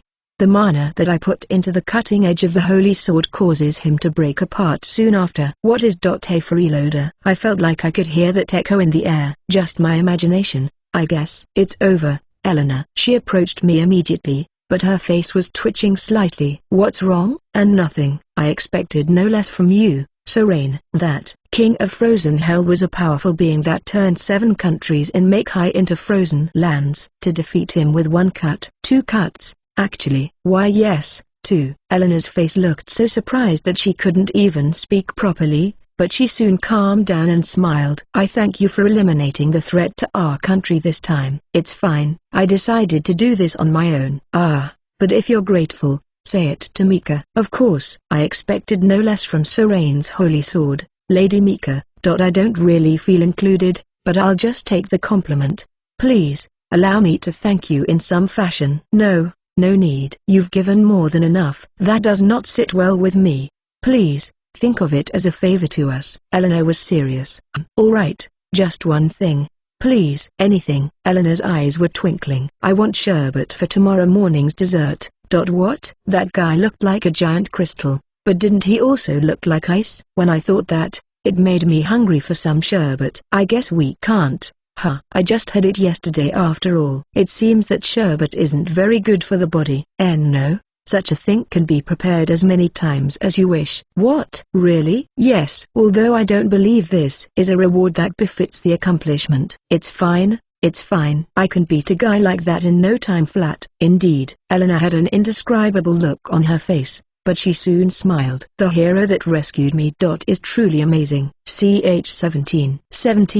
Past and present. I knew pretty quickly that this was a dream. It was a memory of a conversation I had with the saviors in the past after all. One day, in a moving horse carriage. How long will this go on? I think this was about a year ago. At first, I just followed them around the world, not caring about anything, but as I came to know various things, and observed the lifestyle of soldiers and normal folk without getting too close, I became more and more interested in all sorts of things. Things that may be seen as childish by ordinary people, but special things that I have experienced to my heart's content since coming to the Demon King Castle. Well, having ice cream or sherbet all the time is a luxury, but let's ignore that part. Conversely, what do you think it would take for this to end? Only the war god would twist someone's words around like that. A tall, bespectacled man with blue hair, always expressionless, talking in the flat tone. Getting rid of all the bad demons? Ha ha, bold words, boy. I like it. Have the war god make up a plan and we'll bust into Makai. The sword master looks like a slovenly dressed mercenary with a personality to match. I don't know if it was for the mission, but he wields a cursed sword and was cursed to lose his vision. That's a pretty harsh trade. Getting a powerful sword but losing your ability to see. Even so, I couldn't imagine going up against him with a sword. He hides his eyes with a cloth as he scratches his red hair. That would be impossible, right? Isn't Makai filled with dense miasma? It's hard to operate on top of miasma-soaked soil. At first glance, the saint looks like a mature and sensible beauty with a soft smile that suits her well. No matter how long the journey is, her long, fluffy yellow hair remains undamaged and her almost translucent white skin stays clean. Any man she passes by will involuntarily turn to look at her, either due to her beautiful face, or ample bosom, maybe even both. Anyway, what she said is correct. We don't know the miasma that well,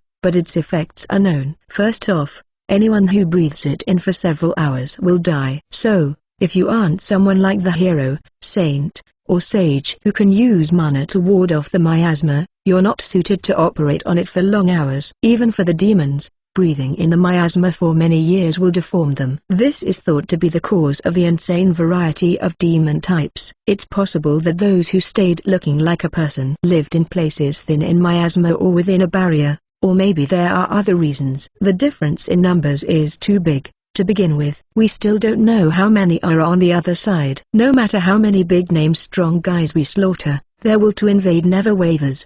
But since there are few who can fight properly on miasma soil, all we can do is defend ourselves. It's impossible to bring an end to it all, right? I don't know if the magic archer is a man or a woman. What with their androgynous figure and voice, and their head covered by a hood, it seems they don't want people to see their pointy ears. I can see hair as green as fresh leaves peeking out of their green hood. What the magic archer is saying is certainly reasonable. Once a land has been stolen by demons, it is contaminated and cannot be reclaimed. Even if we do, only an extreme few can even operate there, so it's meaningless. The only defense is to protect the uncontaminated land. That's why we deploy ourselves at the border between miasma soil and uncontaminated land, or, like when exterminating orcs, an area that is not too far from the border into demon territory. If a human is kidnapped by demons, they could die from the miasma even if they themselves are unhurt. So they need to be rescued quickly. Then I guess we're doing this till we die. That's what I thought at the time. If we could purify the lands contaminated by the miasma, it is possible to regain territory, even if it's 1 inch at a time. Currently, removing the miasma is extremely difficult. I can see the possibility only with the supply of the saint and hero's power. The sage is a woman the size of a child. She hasn't changed since the first time we met. At first, I thought she was a child in the same situation as me, but I was wrong. She is many times older than me. She twirls her pink hair around her finger as she mutters on. While we're busy doing that, another area will be taken. The war god continues off of what the sage said. Humanity is being forced into a harsh defensive battle. That is why our power as saviors is needed. Nor, ain't it more of a war of attrition? Little by the little, the battlefields that we are not on are slowly being taken. Only 2 of us are able to teleport, so mobility issues will constantly haunt us. Having those two bring us along every time is unrealistic in terms of mana conservation. The consumption of mana via teleportation depends entirely on the ability of the subject and the distance traveled. For us, who are referred to as history's strongest, jumping across several battlefields around the world is not possible. To be more precise, the world cannot be protected by us pushing ourselves to the limit. It is feasible if Rain or I were to teleport into battle alone, but the burden that would place on us is too much. In order, that was the Saint, the Sword Master, Magic Archer, followed by the Sage. Those savage, battle-hungry demons will not lay down their arms by witnessing our strength. If you still wish to put an end to the fighting, it's rare for the war god to hesitate. What? Create a world where rifts cannot be opened. Then all that remains is to wipe out the remainders. Having done that, our mission would shift to aiding the restoration of the world. While there are rituals that forcibly open a rift, they were originally natural occurrences. HMPH, so it's impossible in the end. Ultimately, I will continue to do battle without ever becoming normal. I remember feeling so disappointed at that moment. A small foot kicked me in the face. Well, that sure woke me up this morning. I grabbed the foot and pushed it aside, and I soon found the culprit. Good kick, Karo. Mayo. Where did that voice come from? A sad voice could be heard coming from the rabbit-eared Karo, and she moved even closer to me. That's all fine and good, but why did she kick me? Still, that was a quick kick. She'd make a pretty good soldier when trained. If that happens, I hope she lives in peace. Mr. Hero, talking in your sleep? Are you fighting me in your dreams? While handling her kicks with one hand, I checked the bed. There were so many little ones sleeping near me that I struggled to sit up. Every one of them was sleeping soundly, so I hesitated to wake them. Given the choice, I would have liked to dream about eating pancakes. Good morning, Rain. My partner noticed I was awake from her position stabbed into her pedestal. Good morning, Mika. What a nice morning. What are we doing today? Anything is fine. I can do any normal thing I want. Until recently, I never would have thought I could experience a lifestyle like this. While yawning and grinning naturally, I think to myself, what indeed?